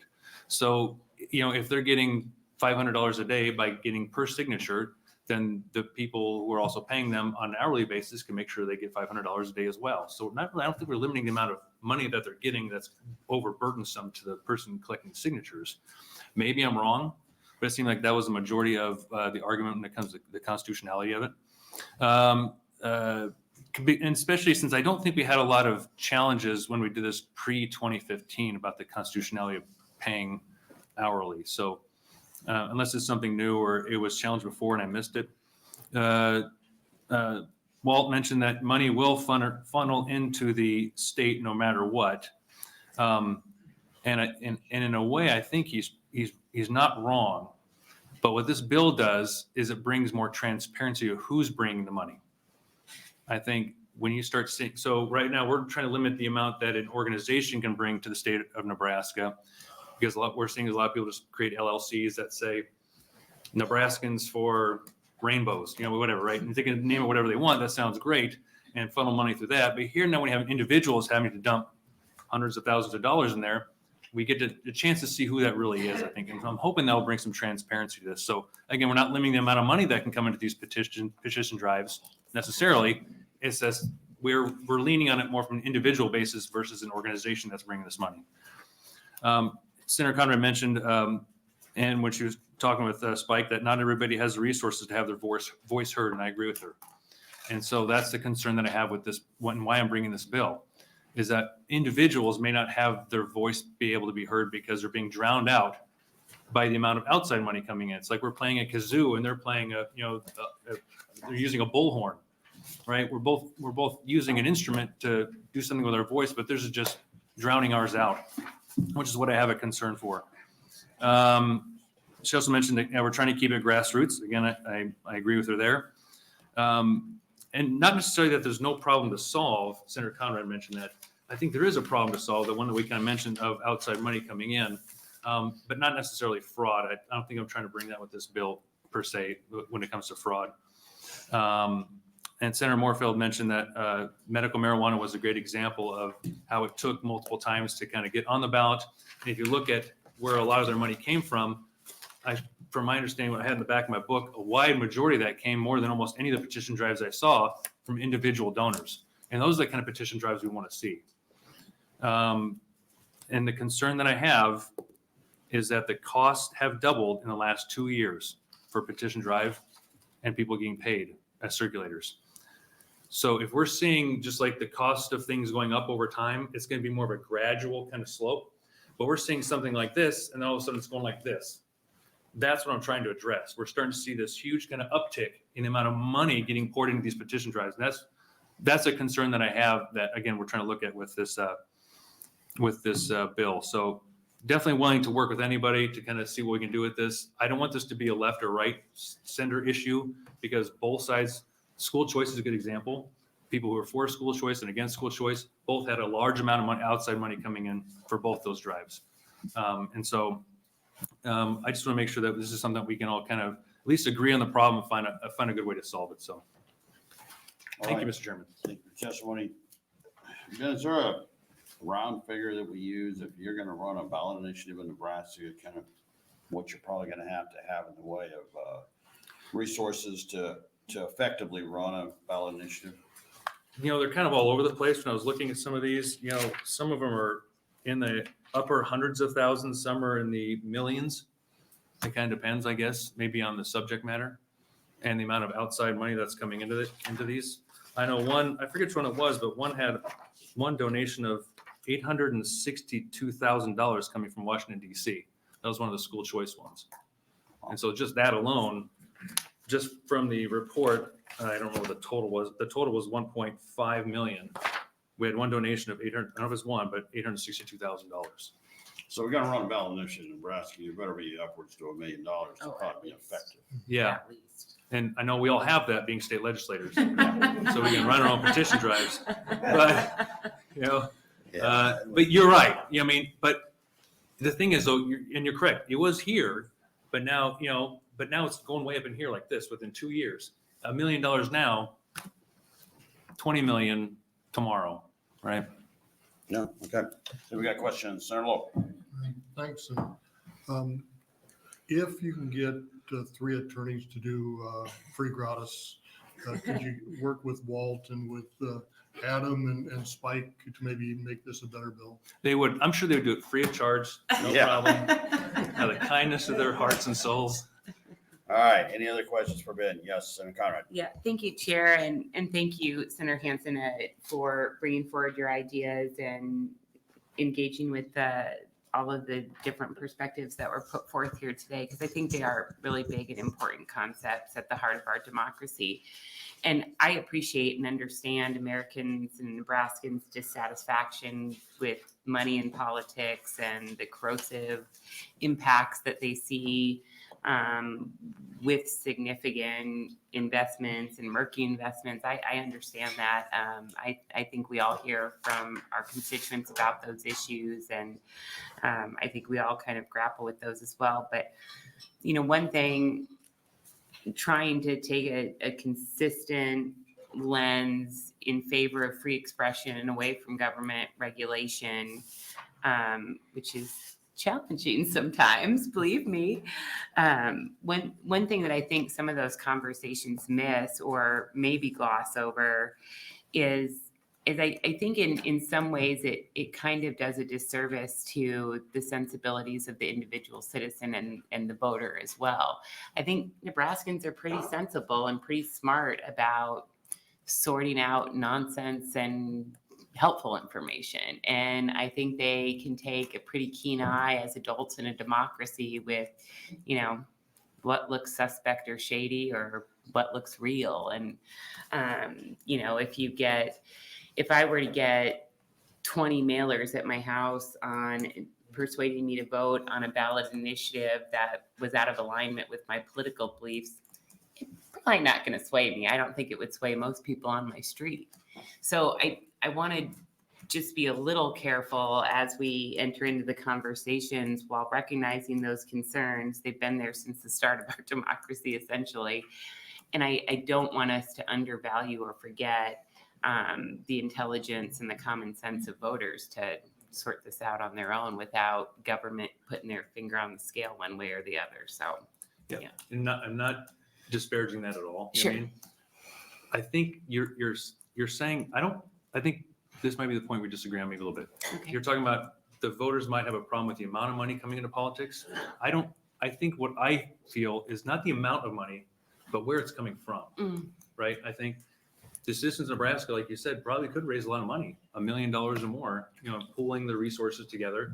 But it makes it much more difficult when our enemy has pocketbooks so much deeper than us, I guess. This is a concern that I have, right? Sure. You talk about the grocery. I just ran a quick number, like just that one donation by the 60/30 Foundation in 1 year, it would take, I think, about 8,000 grocery stores to donate $50,000 to equal one of their contributions in a year. So it's like pulling the resources together, but and that against that amount of money, like I say, when we're playing kazoo and they're playing using bullhorn, that's my comparison, I think, a little bit, right? So I don't want to disparage what the voters in Nebraska think. They're very intelligent people, but they're not trying to sway you, I think. They're not trying to sway me. It's sometimes those people in the middle who get one postcard versus 20. And if those 20 are coming from outside from Washington, D.C., and that 4 is coming from Nebraska, I don't know. I think that maybe that's something we can kind of look at and maybe address. possibly. Yeah, and maybe it just goes to the weight of the evidence for the voter to figure out with the disclosure or otherwise, hey, this is my neighbor across the street writing me in support of this issue that's important to our neighborhood versus this is coming from dark money think tank in DC. So I kind of don't care what they think, and that hits the recycling bin on my way from the mailbox or whatever it might be. Okay, very good. Thanks. All right. Additional questions for Senator Hansen? All right, I need to read in. We had 11 proponents, 11 opponents, 0 in the neutral, and that will close our hearing on LB 1382. All right, we have got a break scheduled there. How many in this room are planning to speak on LB 1390? Raise your hand. All right, how many here on 1262? All right. Well, we're going to switch out here, take a quick break, and then we'll do our joint hearing as soon as we get back in.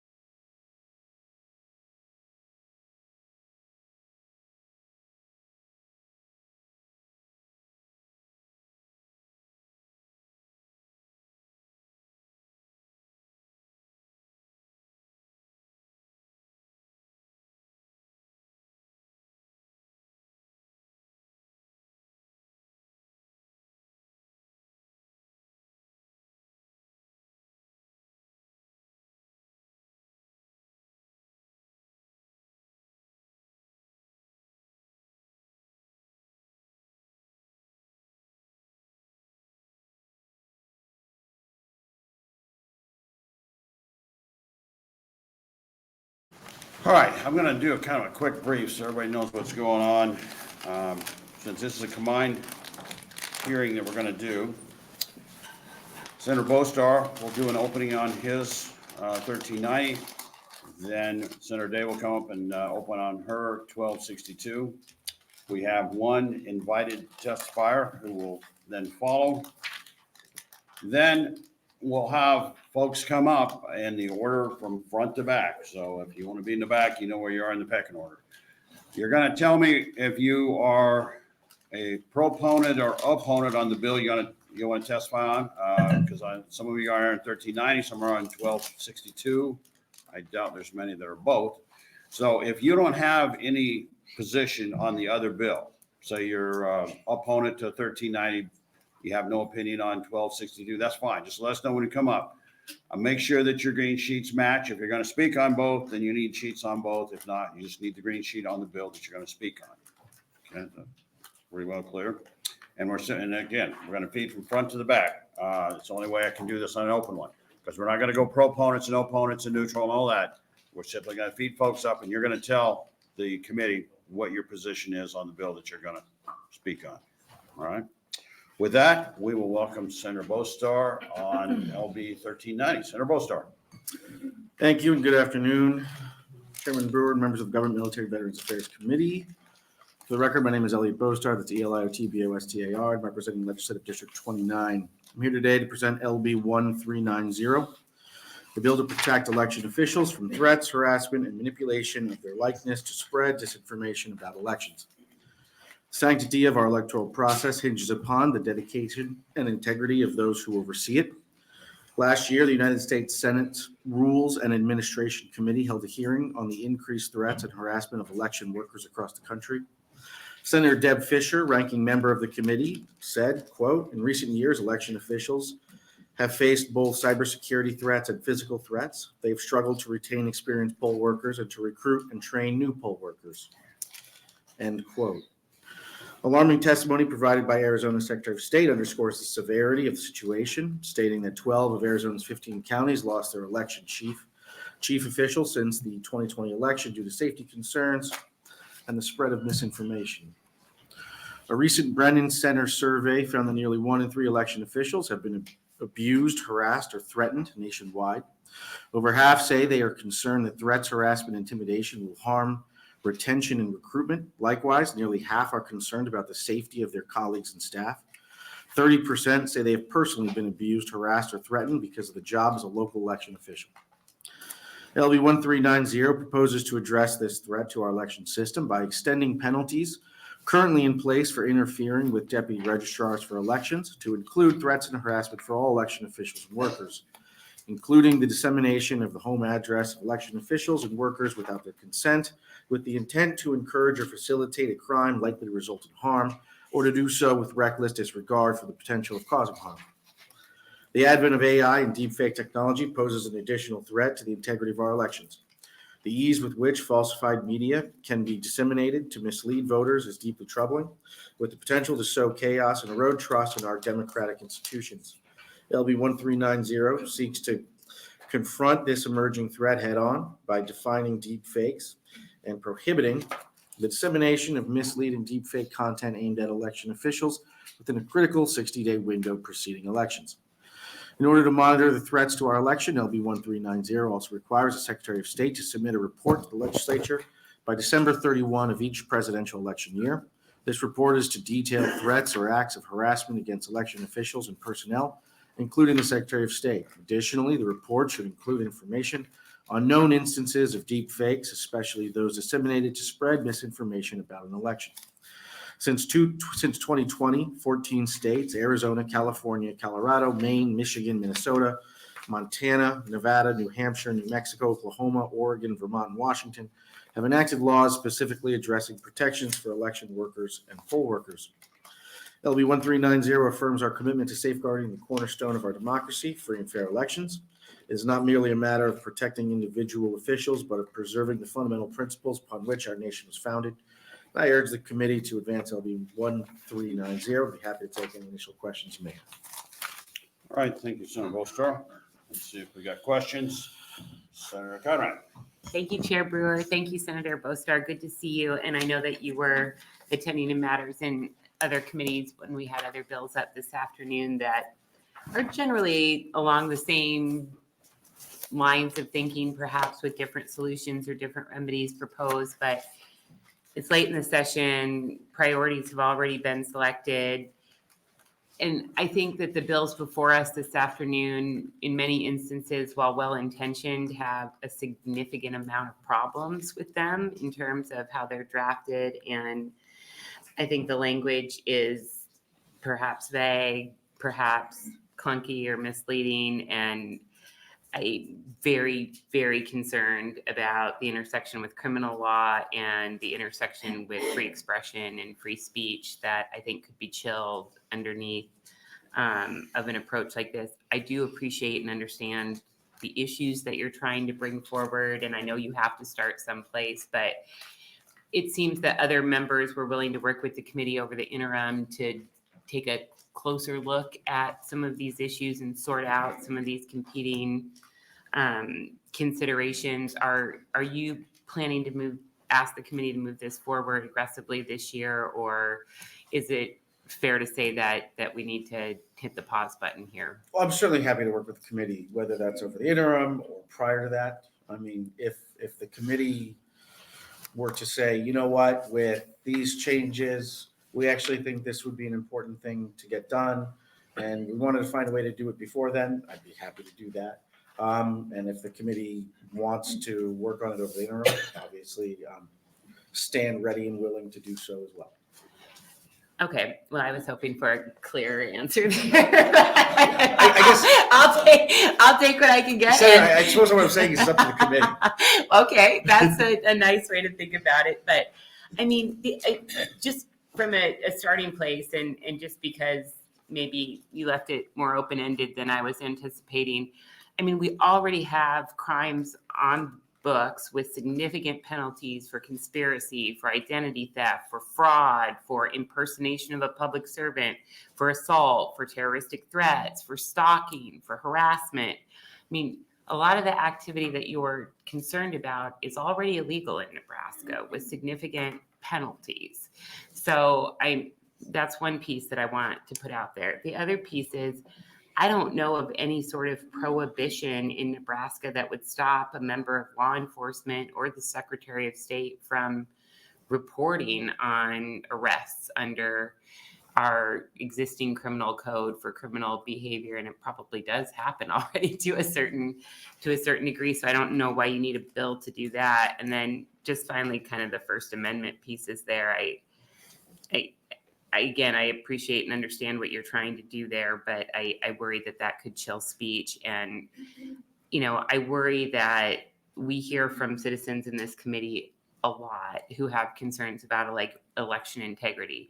And they're very, very sincere in their advocacy. I think that our record speaks for itself, that Nebraska elections are free and fair and have been virtually fraud-free. And when fraud happens, the system catches it and punishes it appropriately. But I would be very worried about a bill like this being weaponized against people who have a different belief about how our elections work, or different beliefs about what's happening in our democracy. And these terms are very undefined. And what's to say, I mean, what are you getting after? If somebody files 50 public records requests, is that harassment? I mean, it's a slippery slope, really, and I just want us to proceed carefully. So that's a lot, but you're welcome to respond if you'd like, or perhaps ask the committee to hold the bill. I'm happy to respond as far as what my thoughts are here. Yeah. I mean, I think, no, I don't think what we're looking for is punitive action to be taken against someone for having a different view of how our elections work, or whether or not they're effective, or anything about them. You're right that there are already a lot of sort of laws on the books. Like a lot. Correct. Yeah. And I mean, now that being said, right, I've had to do a couple bills over the years where there was a perspective that, and actually it was my perspective even, that a criminal activity was already covered under statute. But law enforcement and county attorney's offices didn't feel like a certain activity was covered under it. And so it was deemed that we needed more clarity in that. And so I don't really disagree that there's a lot that's there that should cover these things. I think the question is just in practice, will it? I just want to make sure that it would. I think it's an important concept anyway. I'm trying to remember through some of the other. The First Amendment concerns. I think on that front, one is just fundamentally, I think the fastest way to lose our First Amendment is to have a electoral system and therefore democracy that is compromised to the extent that it no longer really works. And then also, similar to, I think this is kind of tangentially related, but the conversation that you've been really at the forefront of on the debate between our legislative branches, and we had an AG opinion that said, hey, this is unconstitutional, right? And others disagreed. And ultimately, the point being is, while I think we all may have thoughts about constitutionality, at the end of the day, it's the courts that will decide that and set that standard. But I appreciate your concerns. And like I said, and I wasn't trying to be evasive with the first answer. Sure. Really, the first answer was, I'm happy to work with the committee Very good. on however they would like to proceed. Yeah. I mean, just as one general hypothetical, I see how adept my daughter and her friends are with iPads and phones and video editing and all of these kinds of things that are far beyond my technical abilities.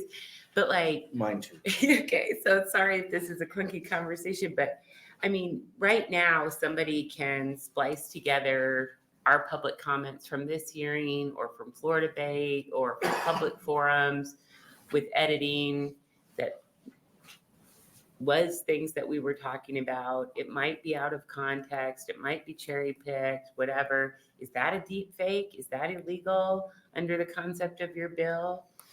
Well, I think there's the question of whether or not it was meant to manipulate or cause harm or recklessly sort of ignores that there could be harm from it. So no, I mean, people just playing around wouldn't be criminalized here. If you're trying to alter the functions of democracy through the utilization of these technologies, then yeah, I think that's a problem. I mean, we've always had satire, right, in our political dialogue. We've always had things like political cartoons, right? The intersection of art and political expression. I mean, at what point, if I'm, a political cartoonist and my work ends up in a political ad, which is all protected speech, versus if I'm a digital artist and I'm creating content online that ends up in political speech, does then that somehow become a deep fake? I mean, I don't know where the line is there, but it seems really slippery to me. Yeah, and I look, I certainly respect that. To some extent, these lines are drawn through case law and the decisions that are made along the way. But that being said, I think what you're describing on satire, you're right? We're not here trying to make sure that people don't have the ability to participate in satire, frankly. But at the same time, when I imagine something that I would be worried about would be the utilizing some of this technology to create a perfect virtually likeness of, let's say, elections officials, you know, and putting out messages in their voice, with their likeness, saying that the polls are closed and they're going to be Sure. open the following day, right? Yeah. Something like that, and having that message targeted at a specific population in order to fundamentally alter who's voting, in order to then alter the results of an election and undermine our democracy in the process. Yeah, right. I understand what you're saying there. I'm pretty sure that's already covered under existing law, both on the state and the federal level. So I'm not exactly sure that we need any sort of new law to address Sure. that, but yeah. Okay, very good. I'll leave it there. Thanks. Thank you. Thanks. Just no questions for Senator Bostar? All right, thank you. Thank you very much. We're up close. I actually have to get back to revenue, Very Okay. good. but I appreciate all of you very much. All right, thank you. All right, Senator Day. Welcome to the Government Committee. Thank you. Couple of handouts here. Thank you. Good afternoon, Chairman Brewer and members of the Government, Military, and Veterans Affairs Committee. My name is Jen Day, that's Jenday, and I represent Legislative District 49 in Sarpy County. I'm here to present to you LB 1262, which calls for the Nebraska Commission on Indian Affairs to contract for a study of barriers to voting for Native people in Nebraska and issue a report of policy recommendations to the legislature to improve access. The best example of the need for this bill is Thurston County, which contains the Winnebago and Omaha reservations and therefore has the highest population of Native peoples in Nebraska. This county regularly has the lowest election turnout of all of our counties. In 2022, it averaged a 32% voter turnout, while all counties averaged 59%. By comparison, some counties with similarly low and disparate populations often reach turnout above 70% due to their conducting elections solely by mail. In March 2021, President Biden signed Executive Order 14019, which in part created an interagency steering group on Native American voting rights. It was directed to research the barriers Native peoples face in achieving full access to participate in U.S. elections and to recommend ways to mitigate or eliminate these barriers. It held regional consultations with tribal leaders and members and state and local election officials in jurisdictions with sizable Native communities. The steering group heard several recurring themes reflecting unnecessary and unacceptable impediments to the franchise. The group issued recommendations on federal, state, and local policy changes that would remove barriers to receiving information about the voting process, redistricting, voter registration, voter identification, voting in person, and voting by mail. We have a number of recommendations from a national perspective. Where LB 1262 comes in is to take this foundation and to make it relevant for Nebraska. Because Native voters are profoundly diverse, we thought it best that we explore this within our own state to determine which, if any, of their recommendations could similarly remove barriers for Native voters in Nebraska. This would be best determined with a thoughtful study contracted by the Nebraska Commission on Indian Affairs in collaboration with Nebraska's tribes, election officials, and state and national experts on elections and voting. Many states have already implemented some of these recommendations, including Colorado, Montana, Nevada, New Mexico, Washington, and Wyoming. According to the Native American Rights Fund, several factors create impediments to voting in these areas, from geographic isolation, technological barriers, poor or non-existent roads, non-traditional mailing addresses, and a general lack of resources and funding. By asking the right questions, our state will be able to discover the barriers to voting particular to Nebraska's tribal lands, so we can explore policy changes that would improve accessibility for all Native Americans in our state. Before I conclude, I want to highlight one amendment suggestion. AM 2772 would strike the lines on page 4 that made it a biennial report. We agree that one report is enough, so this would change it to a one-time requirement rather than a reoccurring one. Thank you for considering this bill, and I am happy to take any questions. All right, thank you, Senator Day. When I was reading through the bill, Yes. it's pretty straightforward. On page 4, kind of from line 11 down to 21. Basically, it talks about the process that you'd go through to collect information to kind of understand a path ahead. And it's just trying to figure out how to knock the rough edges off of voting for those that are restricted to reservations. Yes, That's kind of generally absolutely. where we're at. Correct. All right, let's see if we got any questions. Questions from Jen? Yes, Senator Conrad. Thank you, Senator Burr. Thank you, Senator Day, for opening on this and for your leadership on the Tribal Affairs Committee. And I think that this is very important and very timely. I was reading in the news and then the court filings about a recent win for our tribes in Nebraska, where they were challenging unlawful, unpermissible dilution of their voice and their voting power when it came to local redistricting in Northeast Nebraska. And so, you know, and I know that's not the only example where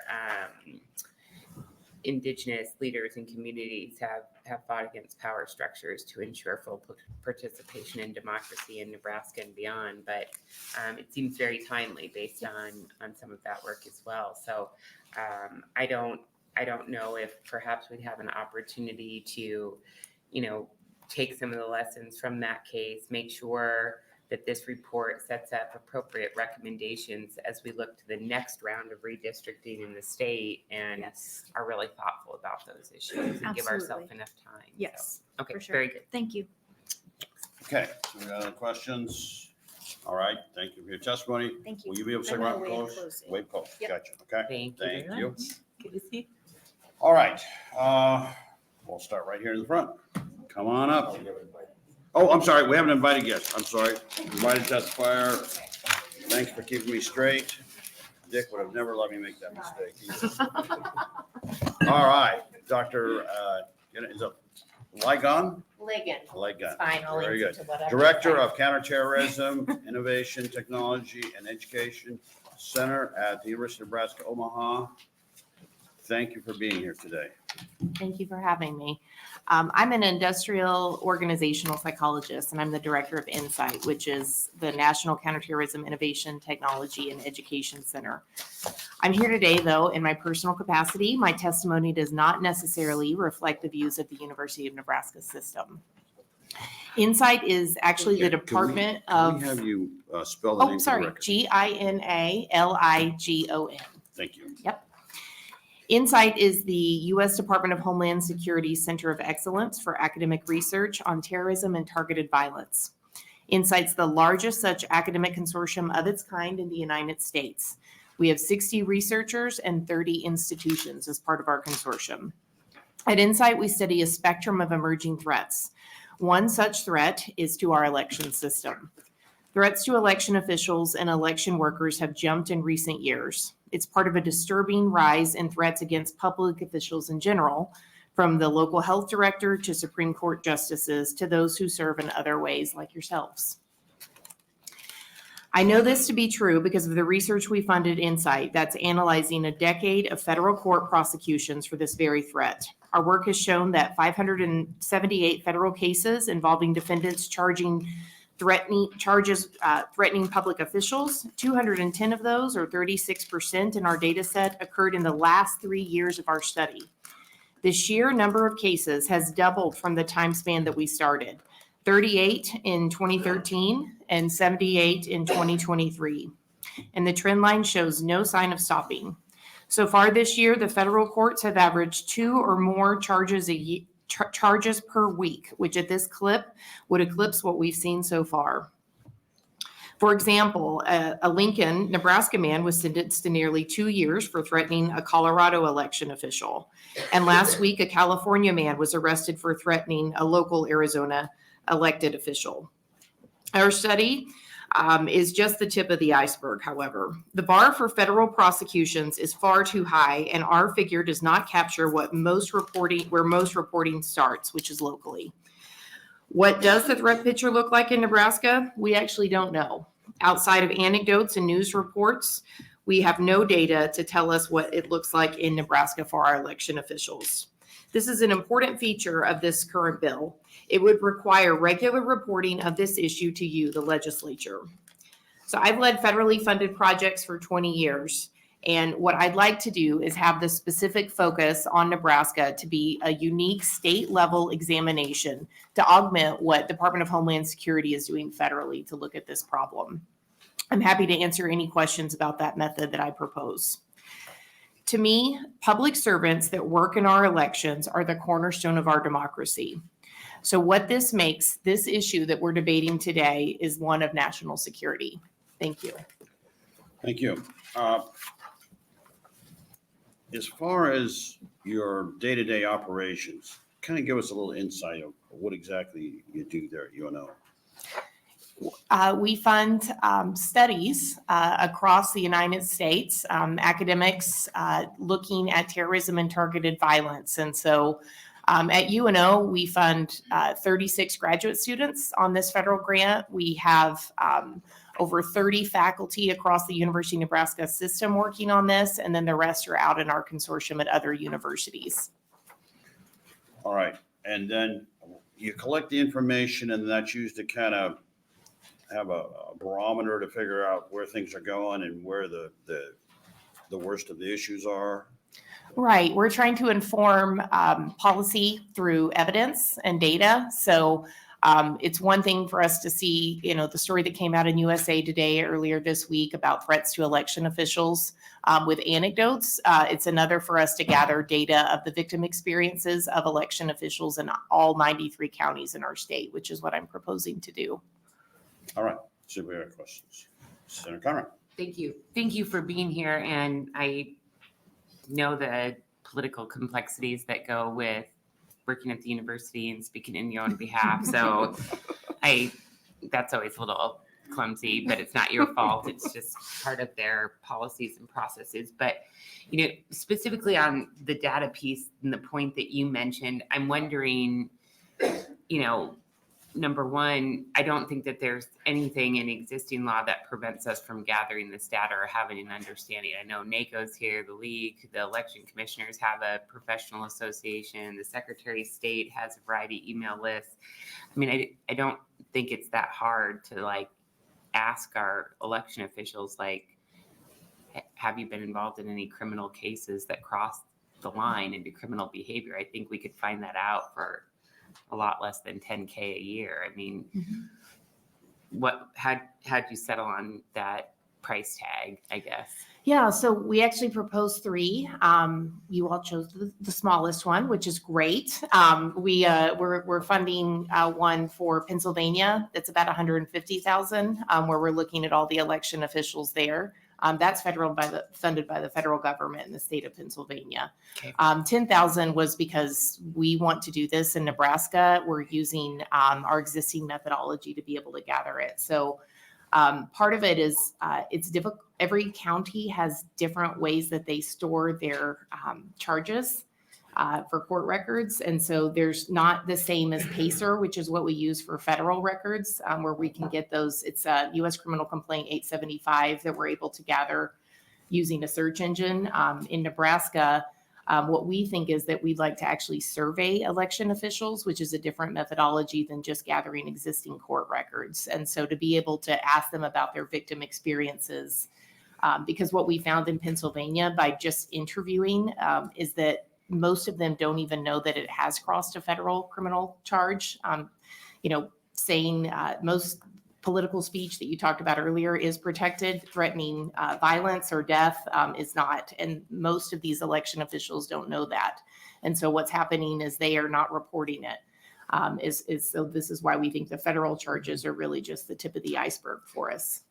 Yeah, and I guess perhaps it's hard to know without a complete data look, but I'll tell you one thing that I just grapple with, and I know it's good to be proactive and not just reactive and have a data-driven approach, but whether it's, looking at other states that have serious problems with voter fraud or have in the past and applying those kind of remedies or restrictions to Nebraska where we haven't had that kind, or, casting the net too far or overcorrecting in the other direction, we're worried about a serious issue that happened in another state, but we're not really seeing this in Nebraska. Like, I don't know exactly where the right line is here, but I just don't think this bill is ready for prime time, and I don't think it's necessary.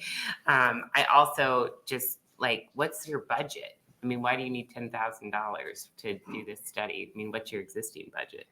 So I take zero money on it, and I'd be the principal investigator. The budget would be for an undergraduate student worker who would help analyze the data and design the survey. So they usually run $16,000 a year. And what we had budgeted was for him and then use of Qualtrics survey for that. So we would use half of his time to do it. He has a goal of seeing all 93 counties. So he wants to physically go and collect them at the election counties as well to talk to people. Sure. And sorry if I asked my question incompletely, but what's your department's budget? What's your operating budget right now that you have to do research? Oh, so our grant right now for Department of Homeland Security is $4.6 million a year. We give out 67% of that to research studies, and they are selected by the Department of Homeland Security. So I don't have autonomy in choosing that. So I couldn't put a study forth about Nebraska just because I'm the director. I have to do studies that benefit the public good for the whole U.S. And so, for example, the reason why the Pennsylvania one was selected was because that state was able to put some money toward that particular study as well.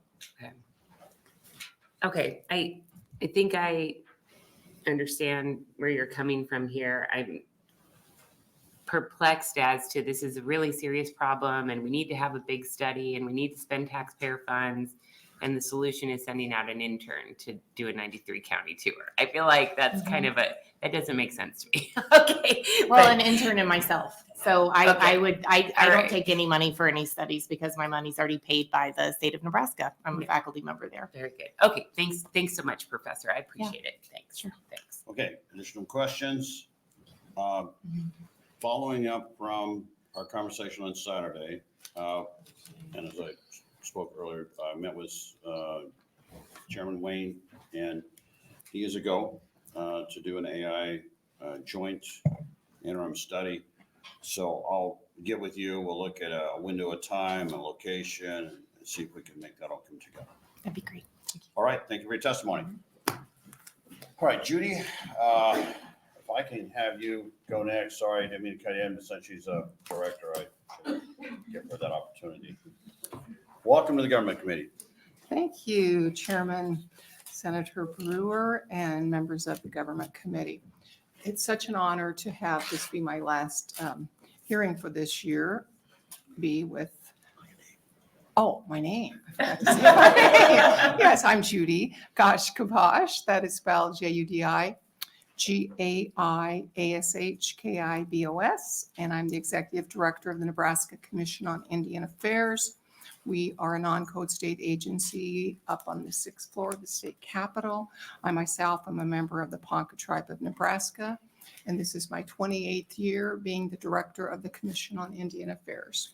And I am so honored to have served with Senator Lowe before you, testified before you, and of course, Senator Brewer is special to my heart as a former vice chair of my board, and the years just flew by here so fast, and it's really great to end on a bill like this that will be something good for our First Peoples. And so I'm going to keep my testimony really short. I want to thank Civic Nebraska for bringing this bill to the Indian Commission. We would be the entity that would be tasked with contracting for the 2-year study. And I would like to thank Senator Jen Day, the chair of the State Tribal Committee, for doing that wonderful job of introducing the bill.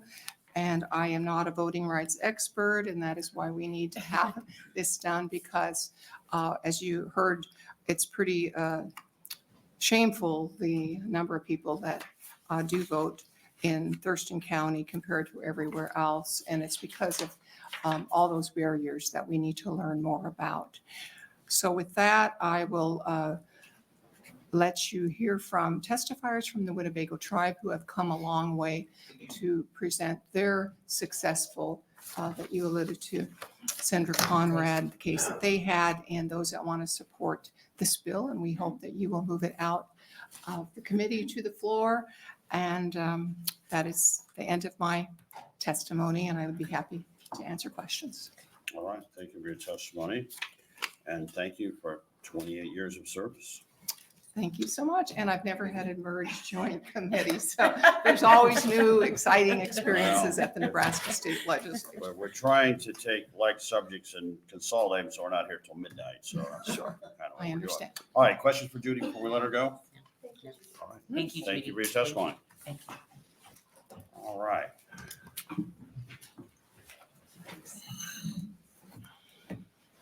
Welcome back to the Government Committee. Thank you, Chairman Brewer and members of the Government, Military, and Veterans Affairs Committee.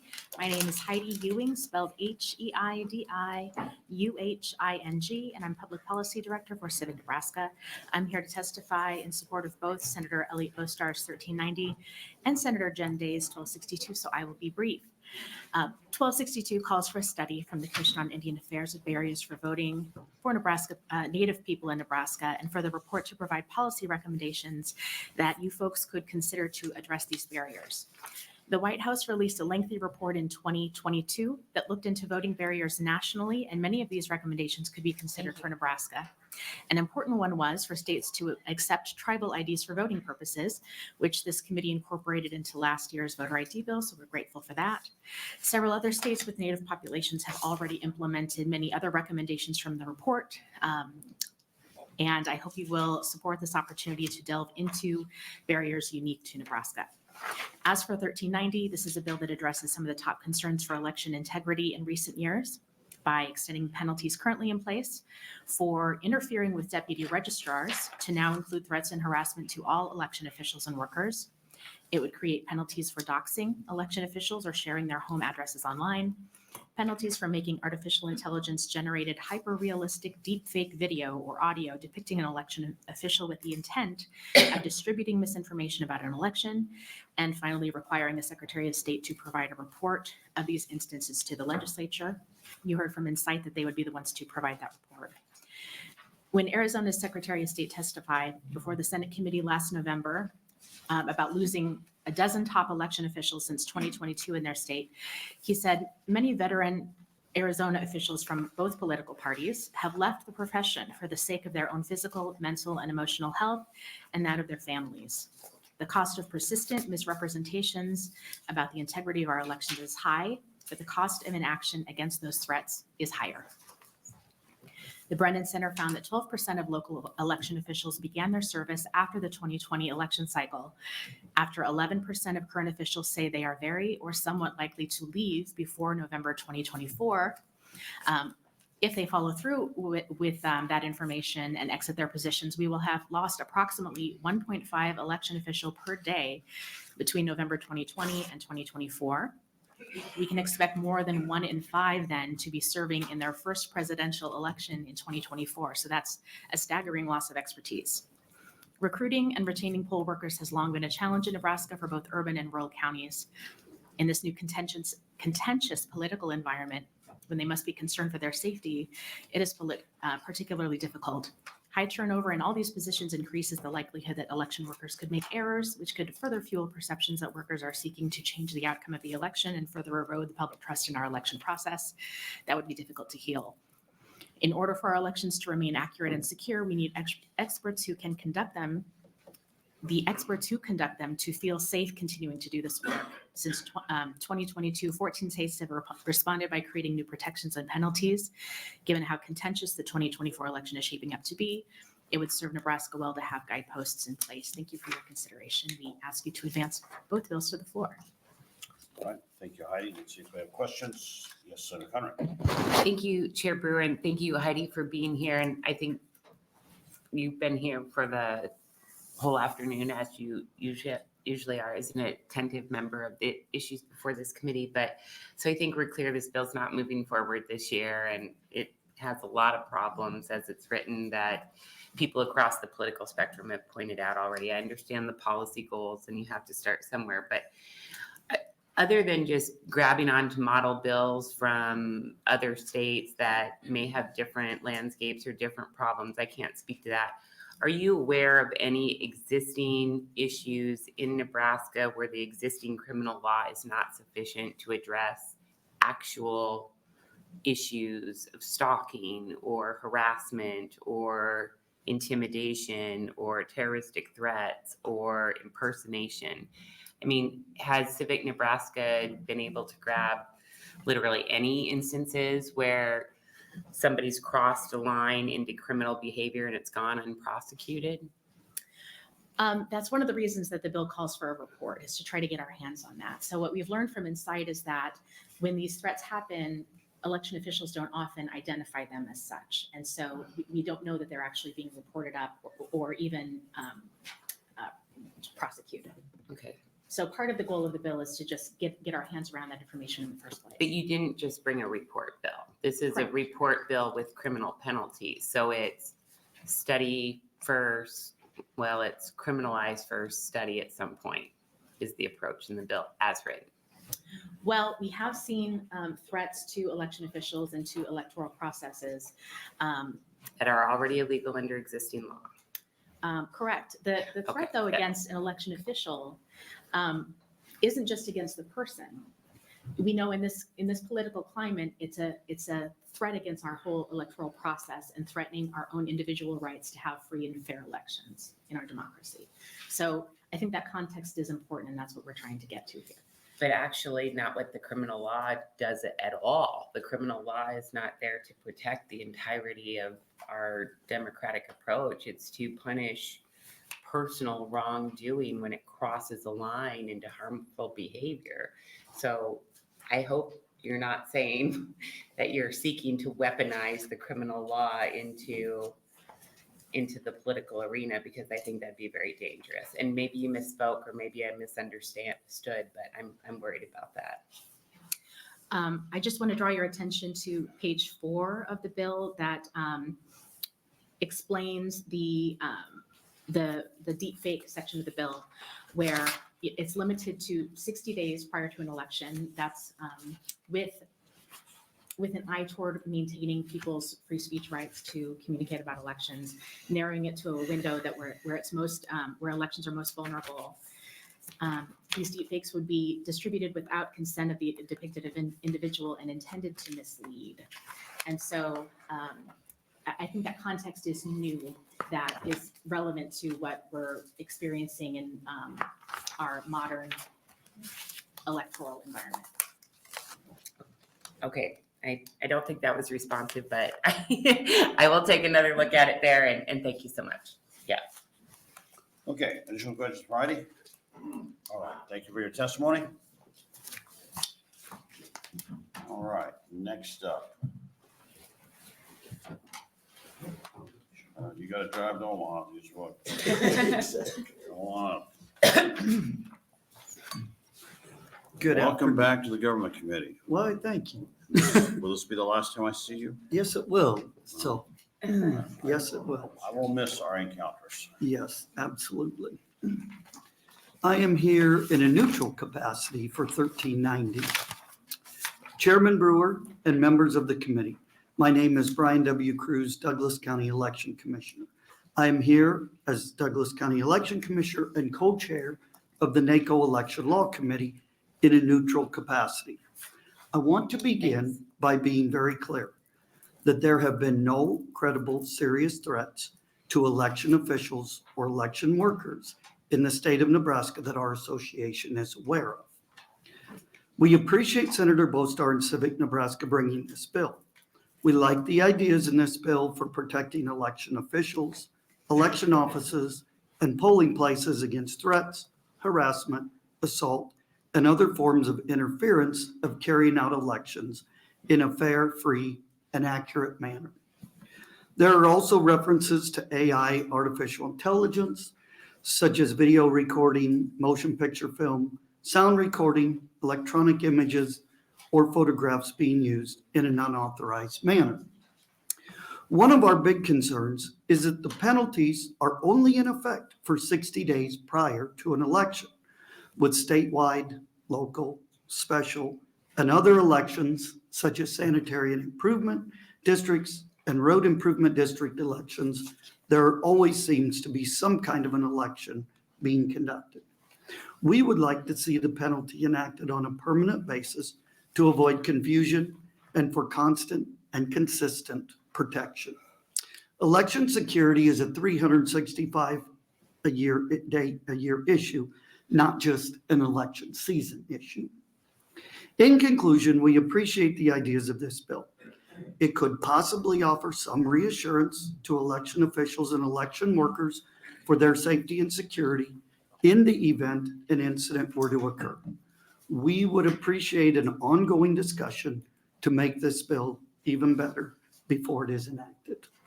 We encourage this committee to take no action on 1390 at this time. Thank you. Thank you. And I get chewed out by the transcribers if I don't get this right. Just in case, it's Brian, middle initial W, last Kruse. You got it. All right, now we're cooking. All right. Any questions for Brian? Thank you, Brian. All right, thanks for making the trip, and Yes. thanks for all the years. Thank you. And on behalf of the 93 election commissioners and clerks, thanks for being a good chairman. And the government committee, we appreciate it. Senator Lowe, we've appreciated you too. So thank you. All right, thank you. Okay. Well, you're up. We'll put you next because you're too big to move, so come on up. I'll take Okay, it. so what we'll do, just so everybody's on the same sheet of music here, is we're gonna feed the front row first, and then the next row, and the next row. So if you want to speak sooner, just inch up to a spare chair, and then we have a system here. Otherwise, it's the big guy's gonna go first. Right. All right, welcome to the government committee. Good afternoon, Chairman Brewer and esteemed members of the committee. Ana Chinikarigi, Eugene Ga, Paul Unjan, Chakshet Yarakat son. My name is Eugene Decora Senior, EUGENE DECORASR, a member of the Eagle Clan. I currently serve as elected member of the Winnebago Tribe of Nebraska's Tribal Council. I am here to testify in support of LB 1262. I would like to thank Senator Day for introducing this important legislation. I was born and raised in Winnebago, Nebraska. It is my privilege to now serve on the Winnebago Tribal Council. Since my election in 2023, I've enthusiastically joined in the tribe's efforts to make sure our voices are heard at all levels, including in Thurston County, here in Lincoln, and in Washington, D.C. Our voices matter, and we should be heard at every level of government. However, deliberate efforts have been taken to silence us. In opposition of the democratic goals of the Republic, the people have not had an equal opportunity to participate in the electoral process. On more than one occasion, Winnebago voters have been harmed by malicious acts that violated the Voting Rights Act and stripped us of opportunities to effectively support candidates in important positions through the election process. Among the most harmful methods that have been used to quash our rights has been the redrawing of voting maps in a manner that was clearly meant to overwhelm Winnebago voices. Less than a year ago, the Winnebago tribe joined with voters from the Omaha tribe of Nebraska to advocate for voting equality. Here in the United States, the land of the free, we are brave enough to stand in the face of injustice and demand that our federal and state laws and constitutions were enforced so that no Nebraskan voters were effectively disenfranchised by redistricting efforts. No American should need to litigate their voting rights. It is my duty as a citizen to vote and my honor as a tribal councilman to ensure that the polls are accessible for all eligible tribal citizens and that each Winnebago ballot is counted in every election. We are celebrating the 100-year anniversary of the Indian Citizenship Act, which gave Native American citizenship and the right to vote. When we face challenges exercising our rights, the Winnebago stood with the Omaha to make sure that state and federal laws prevailed over bias and politics. LB 1262 proposes a study of barriers to voting for Native Americans in the state and to make recommendations on how to mitigate or eliminate these barriers. Perhaps as a result of this study and any resulting conversation and policy changes, no other Nebraska tribe will need to make a federal case of how their neighbors draw a map. Thanks to our last great war chief, Little Priest, the Winnebago people made what is now Nebraska our home in 1865, 2 years before Nebraska became a state in 1867. I ask that this bill be passed because voting, having a voice in government, is at the core of what it means to be an American. Many men and women, including my own father and grandparents, have fought here and abroad to obtain and secure our rights as Americans. Thank you. Thank you. And thanks for having the testimony for us to keep. This is a great reference. Okay, questions? All right.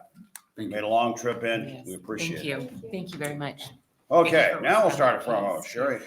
You're in the right spot at the right time there. Welcome to the Government Committee. Thank you. And I'll be brief this afternoon. Thank you again. Sherry St. Clair, SHERI-STCLAIR, speaking on behalf of the League of Women Voters of Nebraska, who is supportive of LB 1390 to prohibit and change some provisions relating to interference with election workers and officers. The right of every citizen to vote has been a basic league principle since its founding. We support improvements in election administration, including improvements in polling place management and improved poll worker training. As we all know, the 2020 election and the months following, misinformation and lies about integrity of the process fueled political violence across the country. Included in the handout is a reference to a link to the story on a poll conducted by the Brennan Center, which has already been mentioned, in which more than half of election officials surveyed now fear for the physical safety of their colleagues and themselves. Therefore, we are supportive of efforts to document election interference and intimidation in Nebraska and like this part of the bill. All right. You're a proponent on 1390. That is correct. All right, just making sure I got But it I'm all. not going to be speaking on the other bill. Okay. Any questions for Sherry? All right, thank you for your testimony. Thank you, Senator Brewer and Senator Lowe. I've been here many times to this committee, and I appreciate your kind attention.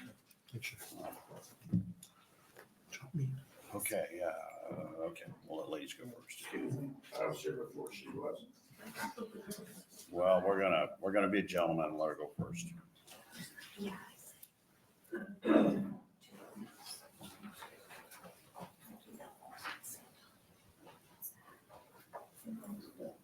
Yeah, at the same time.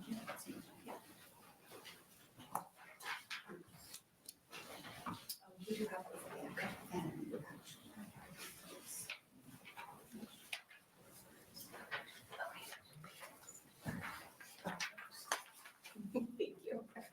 All right, we got the paperwork, right? Hi, Caroline. All right, welcome to the Government Committee. All right, thank you. I'll start with OB 1390 and Caroline F.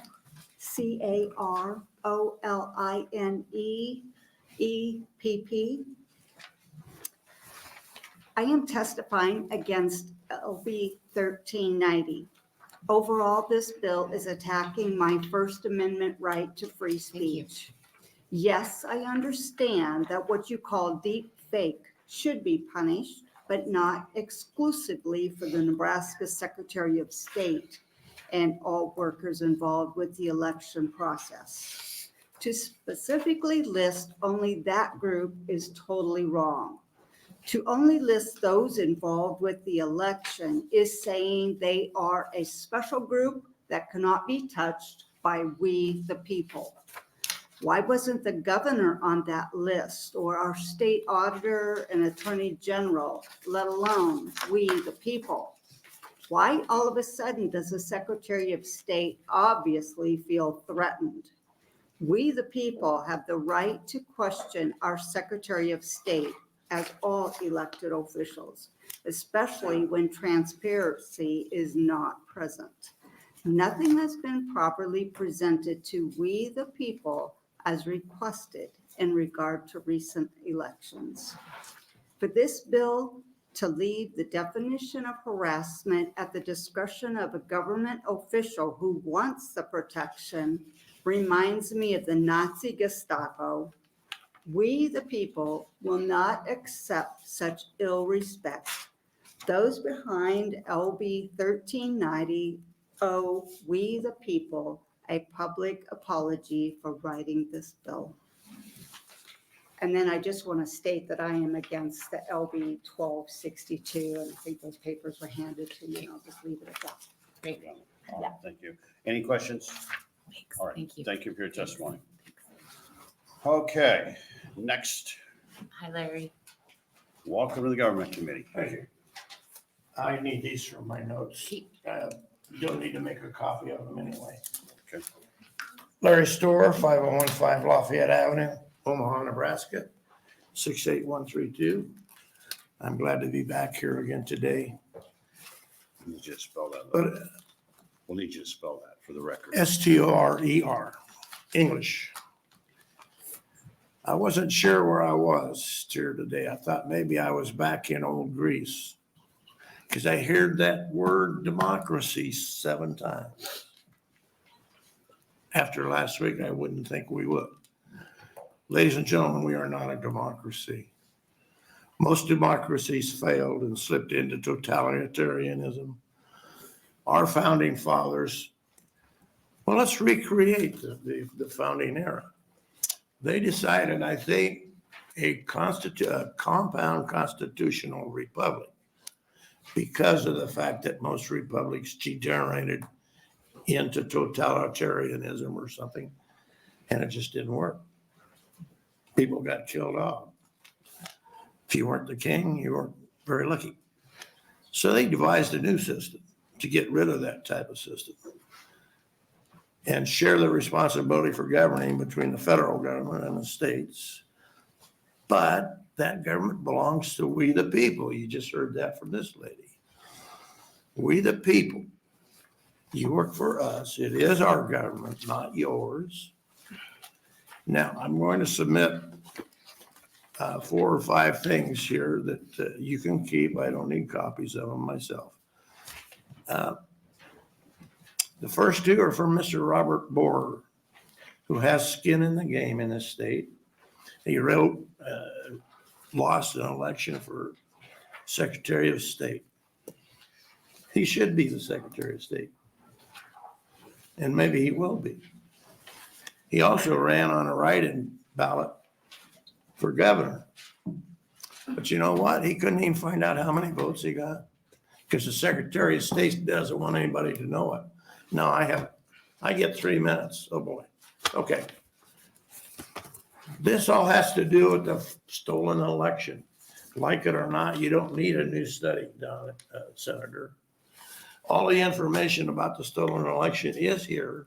It's there. You can have these, keep them. You can mess with the elections even through the registration process. Read it. The election commissioner of Douglas County is back there. Now, just because I disagree with him and ask him a question doesn't mean that I am stalking him. The fact that I'm saying what I'm saying today makes me a criminal under this act. That is unconstitutional. Shame on you, and you should scratch that bill today or step down from your office because you're not honoring the Constitution of the United States. My freedom of speech, their freedom of speech is being usurped. And you have, in fact, participated in a revolution against the constitutional government of this country. The Secretary of State and yourselves. Now, I'm sorry. You may be dupes of the Secretary of State. Brian Cruz might be a dupe of the Secretary of State. The fact is, he will. All right, your time is up. Okay. And nobody in government will question it. We demand it. Thank you. Thank you. Did you want us to have those? Okay. I don't think that. Okay. Next testifier.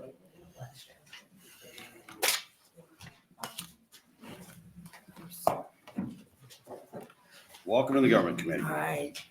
Thank you. My name is Greg Epp, Greg, last name Epp, EPP. I stand opposed to LB 1390.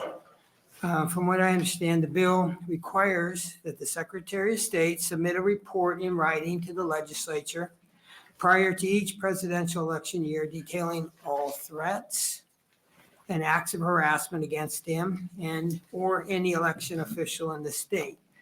Okay, so while any acts of harassment or threats should be considered wrong, here's my assessment of the problems with this bill. The language in this bill is too subjective to me. What constitutes an act of harassment? What is considered a threat? What is considered misinformation? To me, the Secretary of State gets to decide the answer to those questions. We have the First Amendment rights that are enshrined in our Constitution. we have the freedom of speech, we have the freedom to petition our government. Our founding fathers listed 27 grievances that they had against the king and the tyranny of Great Britain. And our Constitution and the Bill of Rights were largely drafted to address many of those grievances. I believe this legislation attacks our very rights to bring our grievances to our government officials.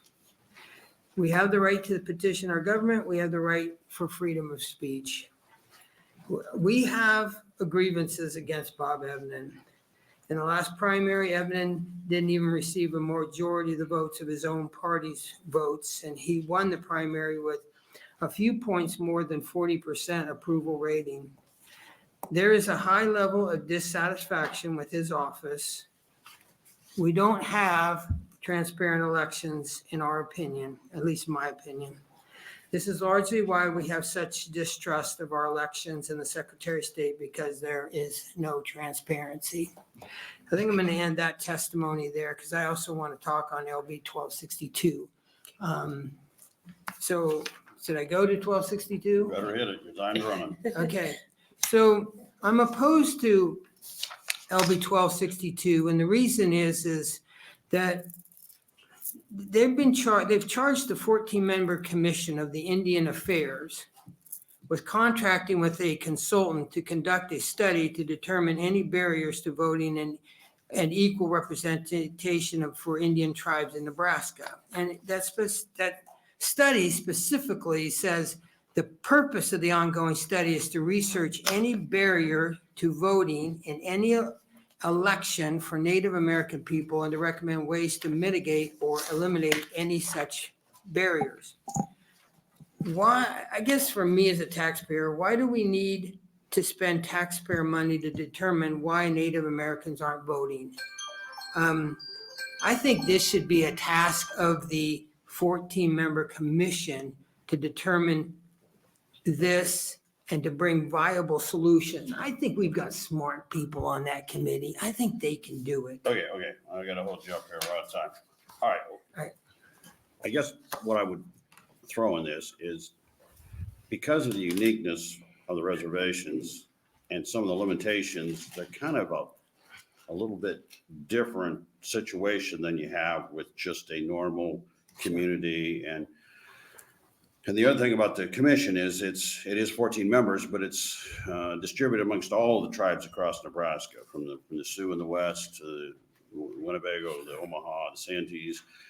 And for the commission to stand down to be able to go to all these places and figure out what the challenges are, I think that's inherently the problem they're trying to look at. So that if there is obvious ways they could change things to make it more efficient or more available, I think that was kind of the idea behind it. I mean, does that kind of make a little bit of sense? Yeah. And I mean, I appreciate the work that you've done for the Native American people. And so I'm not against those things. I guess, sure, I can defer to that. Well, I just thought I would share that just kind of as a thought to kind of why they wanted to take a look at it. I'm not trying to influence one way or the other, just trying to share a little of the snapshot of their challenges. Sure. All right, thank you for your testimony. Let's see if I have any questions for you. We'll let you go here. Questions? Thank All you. right, thank you, sir. Thank you for your testimony. Okay, next testifier.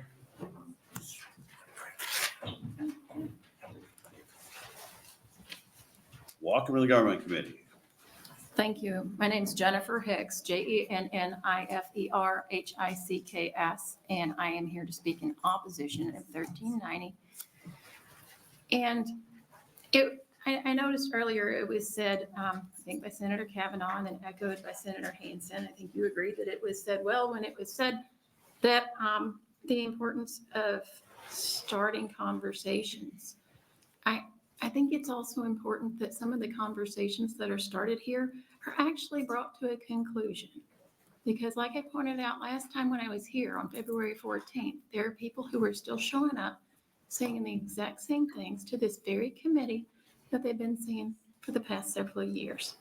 And it's as if you are not listening. You dressed down an individual the last time I was here for speaking off topic. You thought, and actually if you had been listening in the years prior, you would have known he wasn't off topic at all. But you dressed him down for speaking off topic. It's not your job to tell us what to say to you. It's bad enough that you get to ask us questions and we don't get to ask you questions.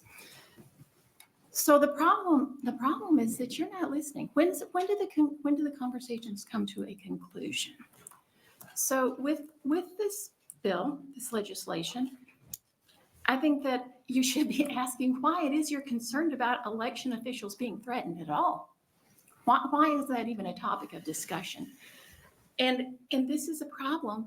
It's not a Democrat problem or a Republican problem. It's something that's been going on prior to the 2020 election. So a lot of the people that are coming here and talking to you right now are talking to you because they have concerns about what happened in 2020.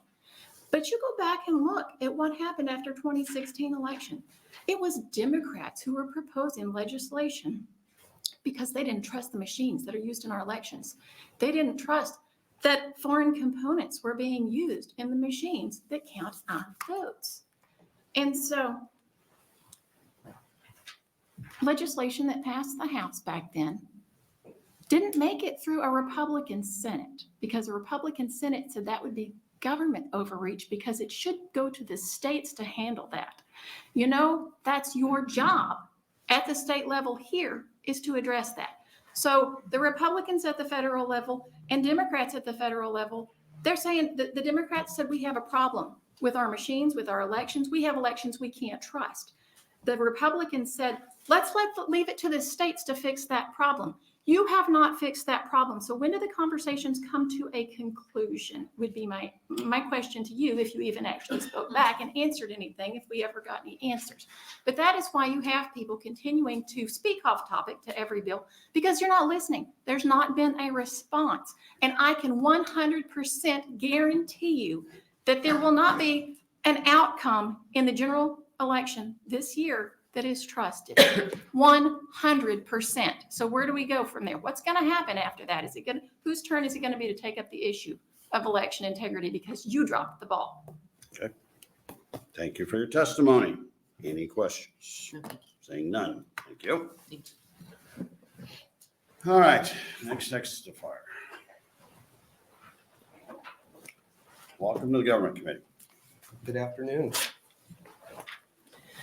My name is Wesley Dodge, W-E-S-L-E-Y, Dodge, D-O-D-G-E, from Omaha.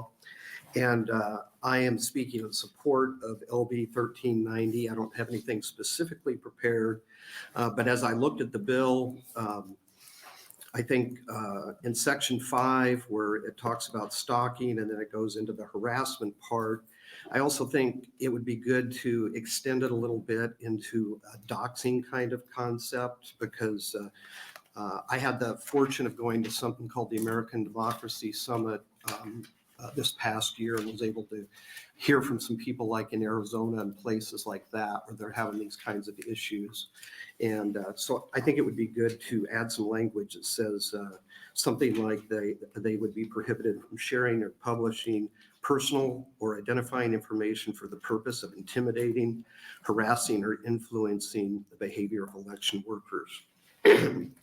As to the AI that's been talked about in both this 1390 and 1203, just some comments on that.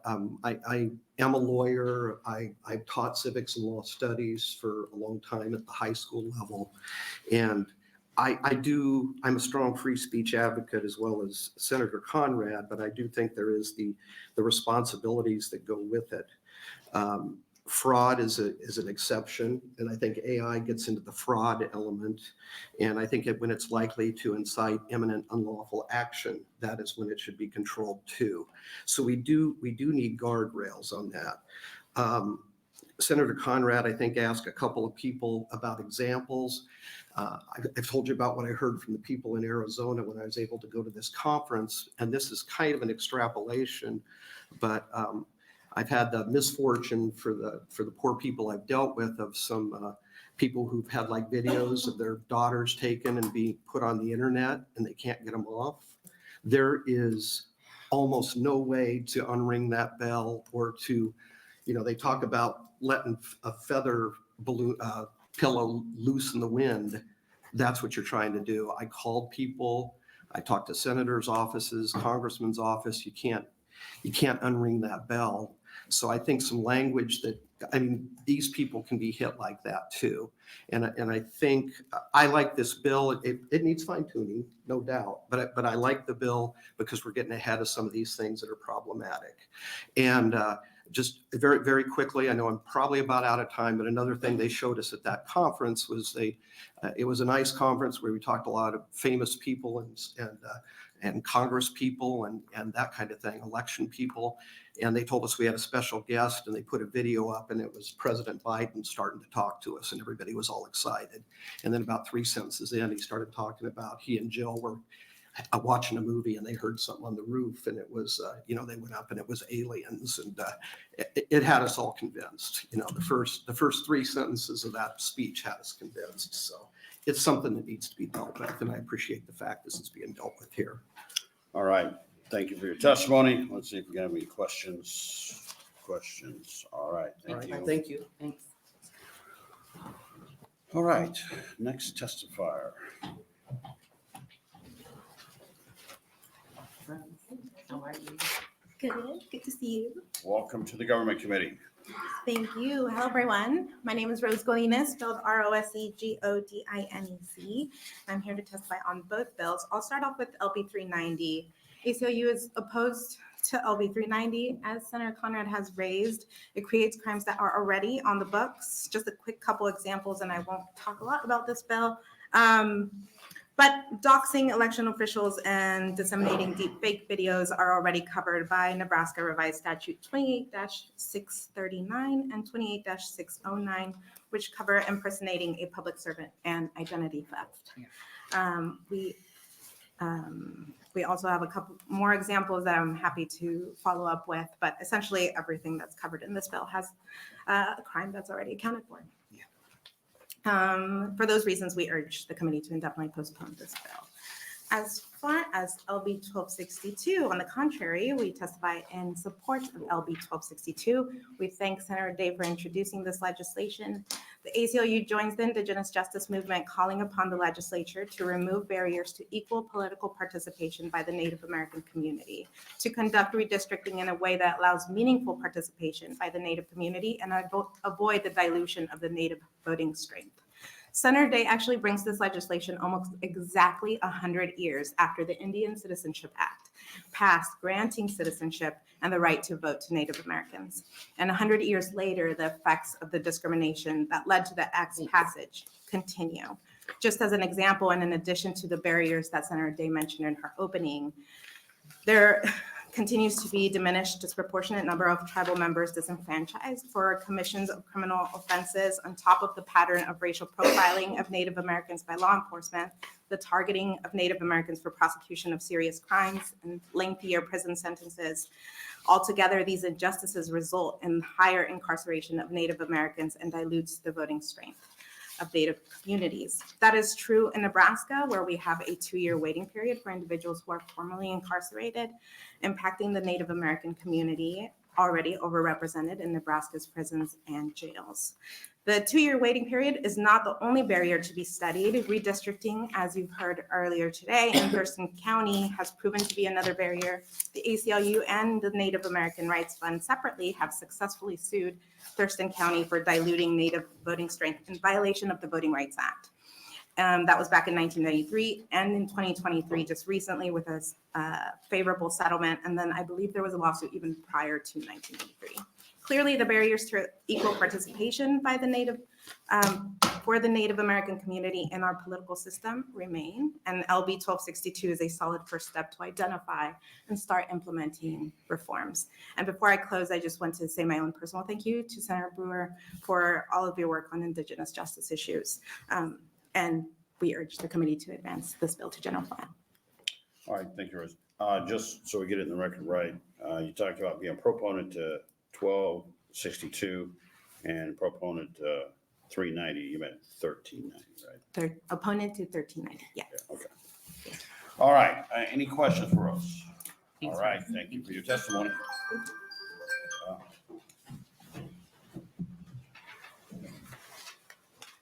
Welcome back to the Government Committee. Hello, Amber Parker, A-M-B-E-R, Parker, P-A-R-K-E-R. I am an opponent to 1390. With that said, I really would have liked to have the two of Senator Day's bills separate from this. I do want to say, because there's a lot of confusion on this, and I feel that there are voices that need to be heard in areas that were not heard on LB 1262, so I feel sad about that. In saying that, I do believe that the tribes in Nebraska should have a right to hand count their own ballots at their precinct levels or whatever that would be deemed. And then as well under video surveillance. So everybody, there's no question of the elections. They too are underneath the same machines we are, the same, what we would call non-disclosure, over 80 pages. The state of Nebraska, right now the Secretary of State does not allow bullying and intimidation has came through the office, which brings me to the LB 1390. Because pertaining to LB 1390 on page 2, we get into the wording, and I just have to say, for those who are selling this, if there was ever a bill to kill, this is the bill to kill. This bill lays out a surveillance state in the state of Nebraska. This bill, what is unspoken, that is the elephant, it's, thank God, not the elephant in the room, it's just being called out, thank you, Jesus, is the part of that it is setting up the foundation to bring persecution and bring Nebraska citizens as political prisoners to the deeming of definition of what deep fake is. We do not know what the deep fake is, but this is what's really concerning. We're talking about misdemeanors. We're talking about the Secretary of State having protective proposed legislation that I do want to be clear, it had originated out of Washington, D.C. And there was a talk about that earlier, but it wasn't just once and twice. It wasn't just the Secretary of State that had set this together. It was Deputy Secretary of State Wayne Baina. And then we heard United States Senator Deb Fisher, Bostar, a state senator. Isn't there a division? The federal government, we have state sovereignty. It's according to our constitutional liberties. Furthermore, for the attorneys in the room, this is a violation of Amendment 4 and Amendment 14. We are talking that this is giving big brother government and saying we have taken away your due process. If they want to do and weaponize their system of what they want to do to come against the people, like those in the witch hunts that we're seeing in J6, but the distraction is one name, Trump.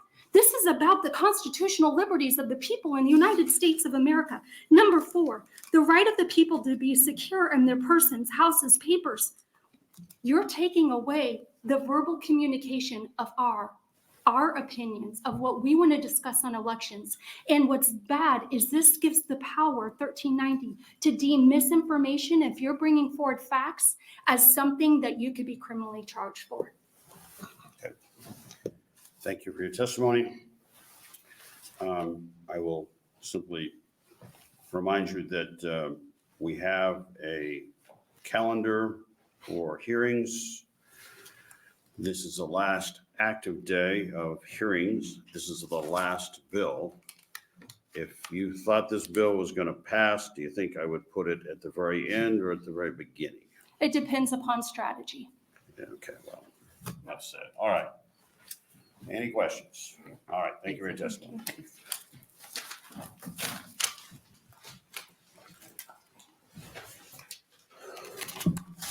Welcome back to the Government Committee. Thank you. Connie Renke, CONNIEREINKE. The documents that I'm handing out to you, I don't want to waste your time. I do want you to know about the concerns of our elections.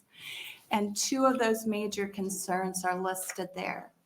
FirstNet and the memorandum of agreement. FirstNet is a emergency services network. Right before Obama left office, he made elections critical infrastructure. And we are seeing examples of our elections being connected to the FirstNet emergency band services. So cellular services. There's been a lot of concern about modems being in election machines, being connected to the internet. This is what they're seeing is happening. There are hand scanners that have been shown in Dallas to connect to this FirstNet service. So when it's said that elections aren't connected to the internet, that is not true. Those scan in ballots when they're first received, and then cheaters can see how many ballots of different political parties are coming in so they can adjust accordingly. On the back area of this is a memorandum of agreement. And this is the last page of a document that each county has to sign as part of the Albert censors, which is in our elections. This memorandum of agreement requires the entity accepting its services to provide notice to its employees and contractors that they have no reasonable expectation of privacy regarding communications or data transiting, stored or traveling on to or from the SOS, Secretary of State, to the county. This also gives them the Secretary of State is giving them access to managed devices, a complete list of IP addresses of county computers, a list of servers, and of other information. And it's very interesting that DHS is here because DHS, CISA, the National Association of Secretary of States, and our Secretary of State's actions are concerning. Our elections are exposed to the internet through these Albert censors. They can give corrupt pockets of our government access to data in real time that can affect the outcome of our elections. And so I hope that you will look into this. Okay, thank you for your testimony. Questions for Connie? All right, thank you for coming in and testifying. I also just might say I've had friends of the Secretary of State's call me and say, there's fraud all over the United States. Why isn't my friend, the Secretary of State, seeing or investigating our elections? Thank you. Thank you. Okay, next testifier.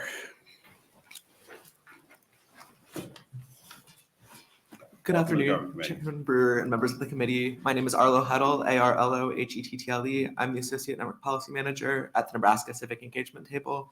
We work with 70 other nonpartisan 501c3 nonprofit organizations across these states to increase civic and community engagement with a particular focus on underrepresented communities, and we're here today in support of LB 1262.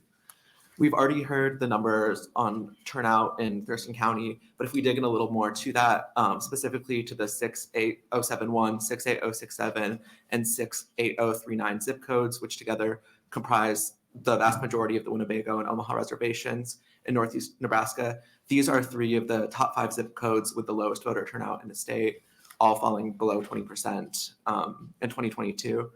We can put forth a multitude of theories for why this might be the case, from historical factors like the long struggle for Native American enfranchisement, which was often predicated on forced assimilation, and the many injustices committed to Native Americans, which impact civic trust to this day. And we can also see this play out in contemporary factors like broadband access. 46% of locations in Thurston County are considered underserved or unserved, the second most of any county east of Grand Island.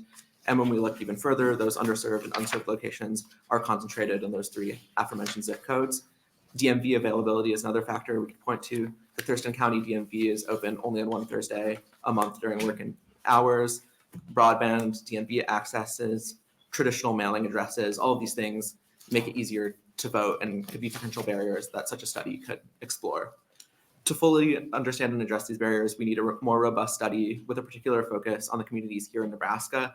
There's research around the country on voting in Native American communities, but we also know that Native American communities in Alaska and Florida face completely different barriers than here in Nebraska. LB 1262 would provide the framework for such a study, bring relevant stakeholders together, allow barriers to be identified, and this would help the state find better administrative solutions, hopefully lead to the crafting of more thorough policy solutions, and allow community organizations to better address the needs of the people they work with. LB 1262 encourages collaboration and joint problem solving, working to build civic trust. So with all of that, the Nebraska table encourages this committee to advance LB 1262. Great. Thank you, Arlo. All right, questions for Arlo? Questions? Thank you for your testimony.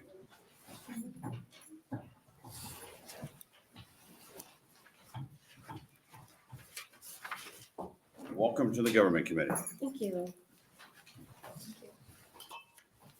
My name is. Whenever you're ready. Oh, sorry. My name is Nora Lenz, Noralenz. I am here representing the Nebraska State Education Association, and I've been an educator for 37 years. I want to begin by thanking Senator Day for introducing LB 1262, an act on behalf of the Commission of Indian Affairs. Her efforts to bring to the table an ongoing study relating to Native American voting issues is applauded. Recognizing that many Native American communities are on the front lines of environmental issues, health issues, and educational issues, and of course, political participation. This bill will help promote the Native American communities in providing a plan to actively promote the empowerment of Native American voters. Creating a Native American Voting Rights Commission within the Nebraska Commission on Indian Affairs offers several advantages in addressing potential barriers to voting and ensuring equal representation for American Native tribes in Nebraska. Creating a commission of tribal members of our federally recognized Native Americans within Nebraska will allow for a dedicated commission and that can appreciate and understand the culturally complexity and historical factors that affect a Native American voting patterns. The Commission of Tribal members can conduct a comprehensive research specifically for Nebraska on voting patterns, demographic data, and historical voting trends within Native American populations. This information is crucial for identifying the unique barriers for voting and proposing methods of solutions. The Commission will play an essential role in educating both Native American communities and surrounding communities on the electoral process and the importance of representation. This outreach can contribute to increased awareness and participation. The Commission can and will serve as an advocate for the Native American communities, holding discussions with policymakers, lawmakers, and other relevant stakeholders. LB 1262 is an important piece of legislation aimed at promoting voting rights and inclusivity for Native American communities. By establishing trust between government and communities, it is not only acknowledging their significance, but also working toward addressing historical injustices and ensuring their voices are heard in a democratic process. Building trust is crucial for fostering stronger relationships and achieving meaningful process in addressing the needs and concerns of Native American people. In closing, the Commission within the Nebraska Commission on Indian Affairs can inform, respect culture, and remove barriers to voting for the Native American tribes in Nebraska. I leave you with this thought from a speech of a Native American student in one of my schools. A bronze figure gleaming in the sunshine is a statue of a man who stood on the land before any roads led to Lincoln. Chief Standing Bear was a great leader for the Ponca tribe, and today I will be talking to you as a member of the Ponca tribe about his great leadership for the Ponca people and Nebraska. I feel very blessed to be part of this tribe with such a great culture and language. Thank you. Thank you. Have you by chance had an opportunity to see Standing Bear statue in Washington, D.C.? No, but she wrote about it in her speech that she gave the other day for our school program. But I have had the opportunity to teach on a reservation, so I do know how isolated it is, and the advertising for any kind of political race, or I'm sure not a lot of people go up there to give speeches about their political beliefs, Not many of the and it's just a community that is left out. But more importantly, I just leave you this. if you get a chance to go to Washington DC, when we moved Standing Bear there, because remember, we moved William Jennings Bryant out, which was a smaller, like a 6-foot statue. Of course, Standing Bear is like 13 feet or something. It's huge.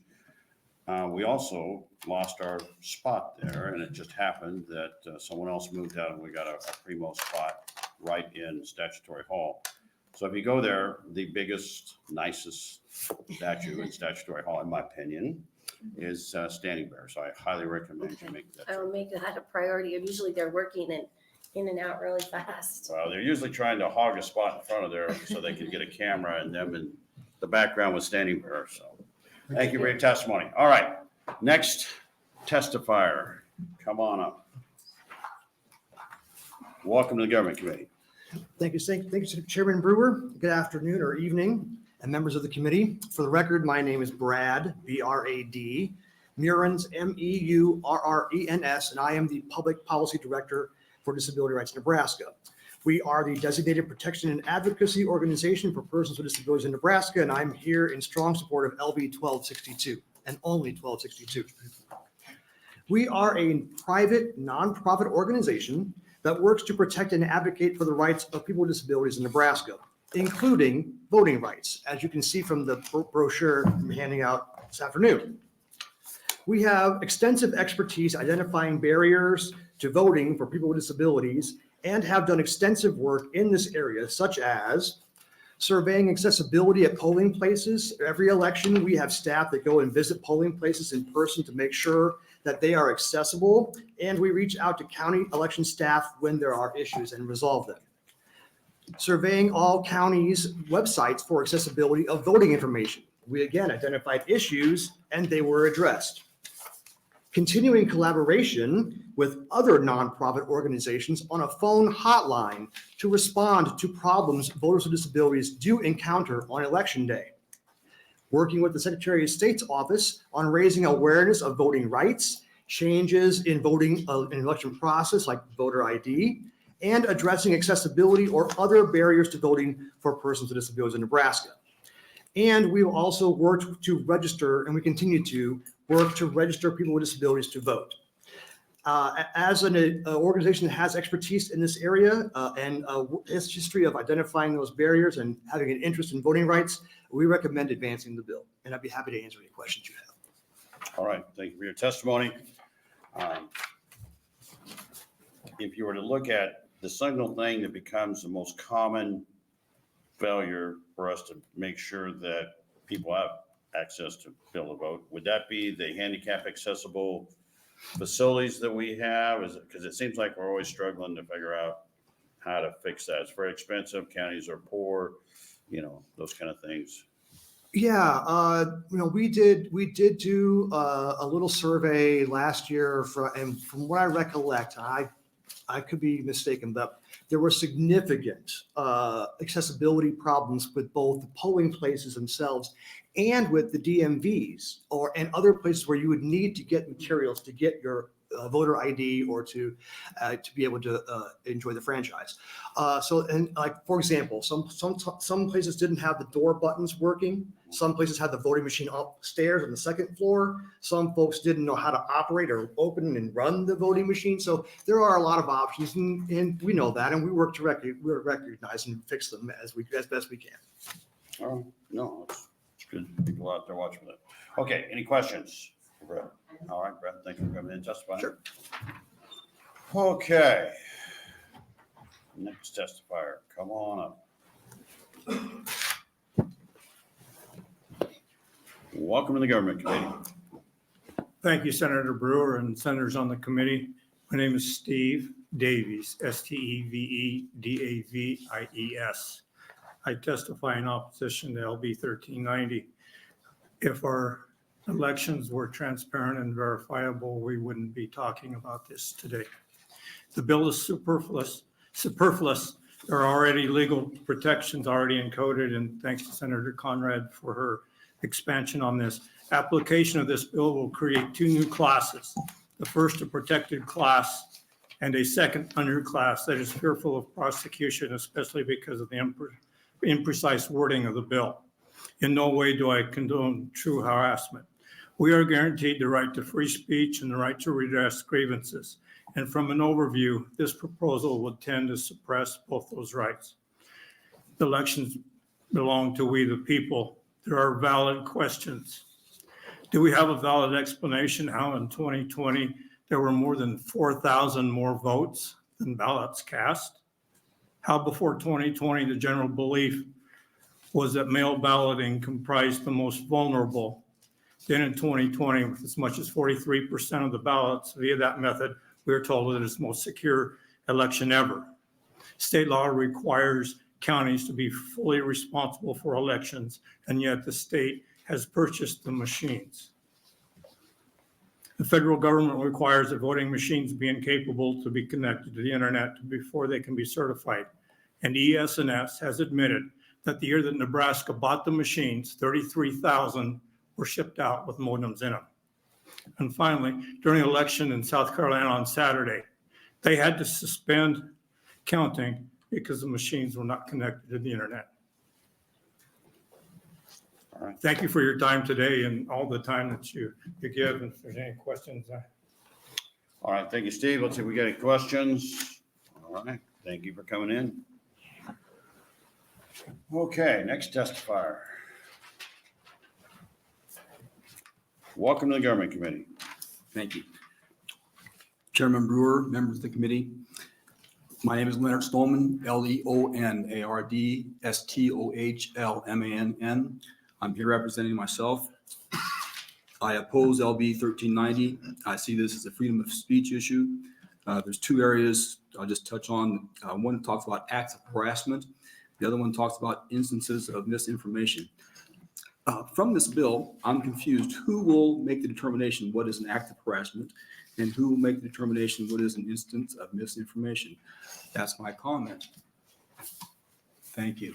All right, thank you. And I understand that they bring the bills in and the guy that wrote it isn't here. It's kind of hard to know some of those questions, but I appreciate the fact that you read it. You came in to testify, so thank you for your time and your testimony. You're welcome. All right, next testifier. Come on.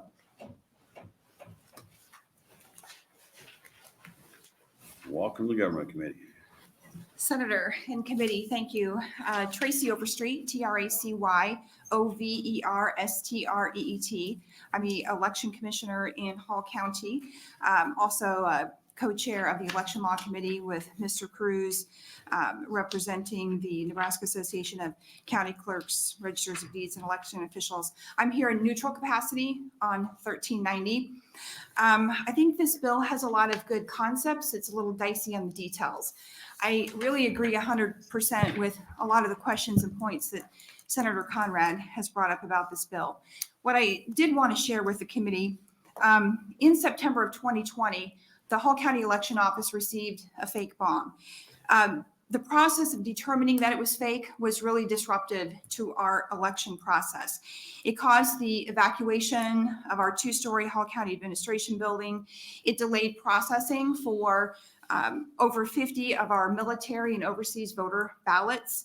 It also deterred at least 3 poll workers from signing up to work for the 2020 election. They were in the building when it happened, and so they didn't sign up for 2020. They didn't sign up for 2022. I don't think they'll sign up for 2024. I don't think they will ever sign up because they were really shook up. There was an arrest and conviction in this case, but the individual got time served. What made our case harder to prosecute was that the package was addressed to the election office. It wasn't addressed to an individual. And in legal terms, that made the offense victimless.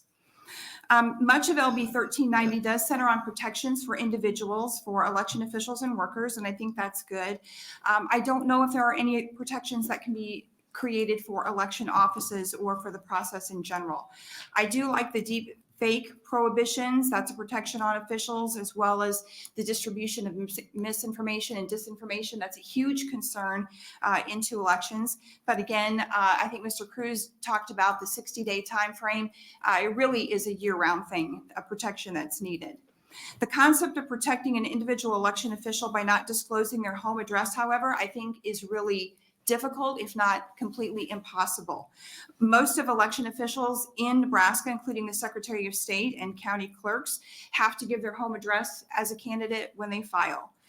I also wonder about penalties, considering that individual election fraud is a class 4 felony. I wonder why disruptions to election workers or things that can impact multiple voters is just a misdemeanor. There's not a lot of parity. Either one should come down or both should go up, but there's not parity in the penalties. Disrupting an election is really an attack on all of society. I just asked the committee to ensure that 1390 protect individuals and the process and have practical year-round protections as well as appropriate penalties. And I also would like to thank Chairman Brewer for your leadership. Our committee has been very grateful for all the work that you have done. Thank you so much. Thank you, Tracy. And don't panic. If on Friday you see about 20 of us in Grand Island, we are doing a tour of Hornet Manufacturing, and then I think we're off to Kincaiders after that. So, all right, questions for Tracy? All right, thank you for coming in. And thank you for your testimony. Okay, next testifier. Welcome back to the Government Committee. Thank you. I think I may be the last one, so. Well, how fitting. Oh, you're by 5. You're the one we're waiting for. Yeah, why didn't you come sooner? Well, I will be short and sweet like usual. Okay. Good afternoon, Chairman Brewer, members of the committee. For the record, my name is Beth, B-E-T-H, Bazin, B-A-Z-Y-N, Farrell, F-E-R-R-E-L-L. I'm with the Nebraska Association of County Officials, and I'm appearing in support of LB 1390. We do not have a position on LB 1262. We wanted to thank Senator Bostar for introducing this bill.